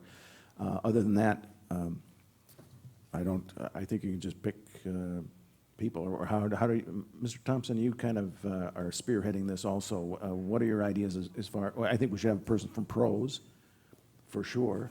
And it should be a short term. We should get this done in 2 months or 3 months or something that we can do something quickly. Your thoughts? Yeah, I would suggest certainly the chamber. We have a great vice president who also is involved with scarecrows, and when she's done with scarecrows, she might be a good person to get involved. Certainly, I think Dawn Dunlap was spearheading it earlier, so someone from the Historical Society. I just think that we've had a lot of trash talk, and now we're proposing a trash committee, and I just think we can't have too much support for this topic. So, okay. So, do you need any more guidance other than just get going and make it short? You know, so it's only a limited duration, like 60 to 90 days or something, and if you have too many people, spoil the pot. Just 5 people, maybe, is my recommendation. Got it. And the poor Rotary, can you imagine paying $900 for that trash can in front of the bakery, and look what it looks like. Doors all broken. We'll have to make sure that if there is a place for people to put, you know, some kind of artwork in there, that we do have the committee look at policies for who and when and where and how much and all the of that. Rotary did pay kind of for a it, so. display for art on the. Well, and I think you need to make it, you need to talk to the trash people so that it's convenient and compatible and easy for them to operate. I mean, we can come up with a beautiful thing and all that kind of stuff, but let's make sure we coordinate with them, even if they're not on the committee, at least before we approve any kind of design. Let's make sure it's easy to handle. And I recall in LA, BFI always was very, very helpful and supportive in projects of this nature, and certainly maybe our waste management company would be likewise supportive. Right. So no other actions required on this? No, we'll hate to be a stickler for procedure, but we do need a motion and a vote. Okay. Anyone ready? You can approve the recommendation. That's the simplest motion. I move the recommendation of the staff. Perfect. Okay. All in favor? Aye. Opposed? No? Would you like to speak at all or not? No. Thank you for volunteering. Thank you. No. We'll see you on the 23rd. Now, I'm going to take a little bit of a break. We've got Jerry McKinnon wanted to speak about trash, and it is in fact an item. Even though we acted on it, I'd be interested in his opinion. And also, Jeff Walters had put in a request to speak earlier, and for some reason he wasn't able to make it. And so I'll also allow him, but make it very brief if you can, Jeff. Okay, Jerry. Yeah, Jerry McKinnon again.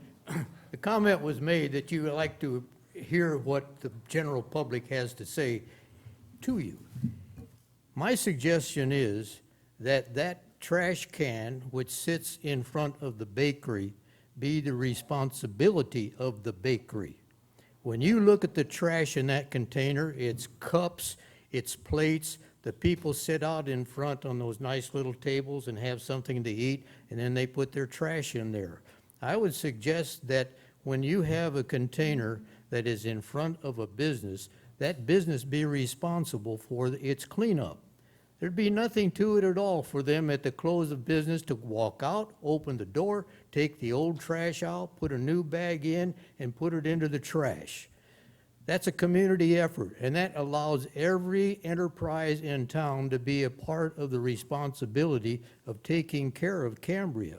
Not the CCSD, you have other responsibilities. That's my suggestion, just from one man. Thank you. I agree with that, and I've made personal appeals, and I know the Chamber of Commerce has done the same to no avail. But that's another issue. Jeff.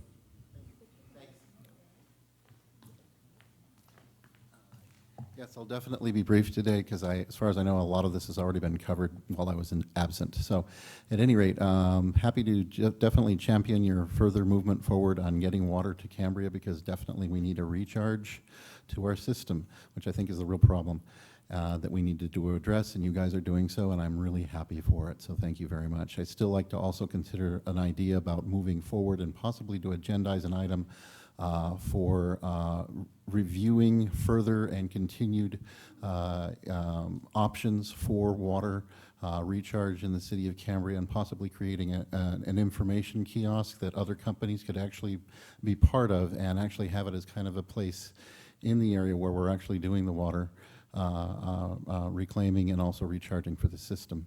I'd like that to be addressed and maybe possibly agendized for a future meeting. Beyond that, I'd also like to revisit the issue about fracking. I know that we basically had a letter against. I'd like to make it even more firm than we originally did it. And that's basically the end of my commentary. Thank you. Possibly for next month. Thank you very much. Thank you, Jeff. This is not necessarily an ad hoc committee meeting, but I did meet with several ranchers on Santa Rosa Creek, and there's a concept there the RDC is working on called a vertical drain. And the vertical drains will allow them to take water during the wet season and essentially saturate the aquifer. What it'll then do is it'll allow the Santa Rosa Creek, which are where we now need to work on. San Simeon, I think we have some projects in place, but the Santa Rosa Creeks will then be able to run longer during the summer, which is an objective for everyone. And it was interesting. They were saying that since development happened, they might be doing some farming, and instead of the water percolating down into the soil, it's been running fast to get to the streams, and that's the problem. So they're going to slow that down. It's a very interesting project, and the RDC, and I was talking last night late with someone on that, but it's just another issue. But yeah, we should look at vertical drains. No permits required. Wonderful. So there you go. All very, very good. Thank you very so much. with that, any future agenda items? I have a Ms. couple. Director Rice. One is we need to be putting together an ad hoc bylaws committee to look at the bylaws to be ready to present to the board in either November or December. So this, if we could put on the, I don't know if we need to agendize having that, put that, I don't even know that we have a specific committee right now, but we need to do that because it's coming up and we need to be prepared for that. So maybe we should agendize creating an ad hoc committee or choosing who's on the committee for the next meeting. And a reserves committee also, I think I think it wouldn't be a bad idea at the same time. No reason to not. I don't have a problem with From that. a- I just don't want it to get lost in the shuffle of everything else that happens, because we don't have a good reserve policy, and the CSDA policy was just vetted and created last year, so it's really a fresh one to be using. It is very fresh. I also would like to see us talk about having more informational town hall type meetings, whether it's on fire or on this emergency project. We've had a huge crowd here today, which is awesome. And I know a lot of people do watch on TV our meetings to get information. And Kathy does an admirable job of getting the information out in the paper. But I think having a less formal, less business type meeting, a town hall style or a workshop, might be a good idea. So I don't know if that needs to be something we need to put on the agenda to set as something that we do. I'm not exactly sure the best way to go about trying to have that happen, but I think that people are hungry for information. We should be offering it. We shouldn't have to have private groups have to put on affairs. We should be doing it. I certainly volunteer to work with you, especially on an ad hoc basis prior to November, and having an initial result of the policy manual. It's not a policy, the bylaws, because years ago we all promised we were going to do that, and it might be my last opportunity to help you. So I'd be glad to do that. And so on November, let's try and have a small report, and I'm volunteering to help you on that. Do we need a motion on those? No. So future agenda items that would include be a bylaws committee? A report from the bylaws committee, and I'll ad hoc with you until then. Okay. Mr. Thompson. Just one announcement. I can smell coming through the wall. Chef Dave Siegel is doing a fried chicken dinner tonight, $8. It's a great meal, starting at 6 o'clock. So anyone that's interested, please attend there. And they're usually sold out, so it's important to get there early. With nothing more, the meeting's adjourned.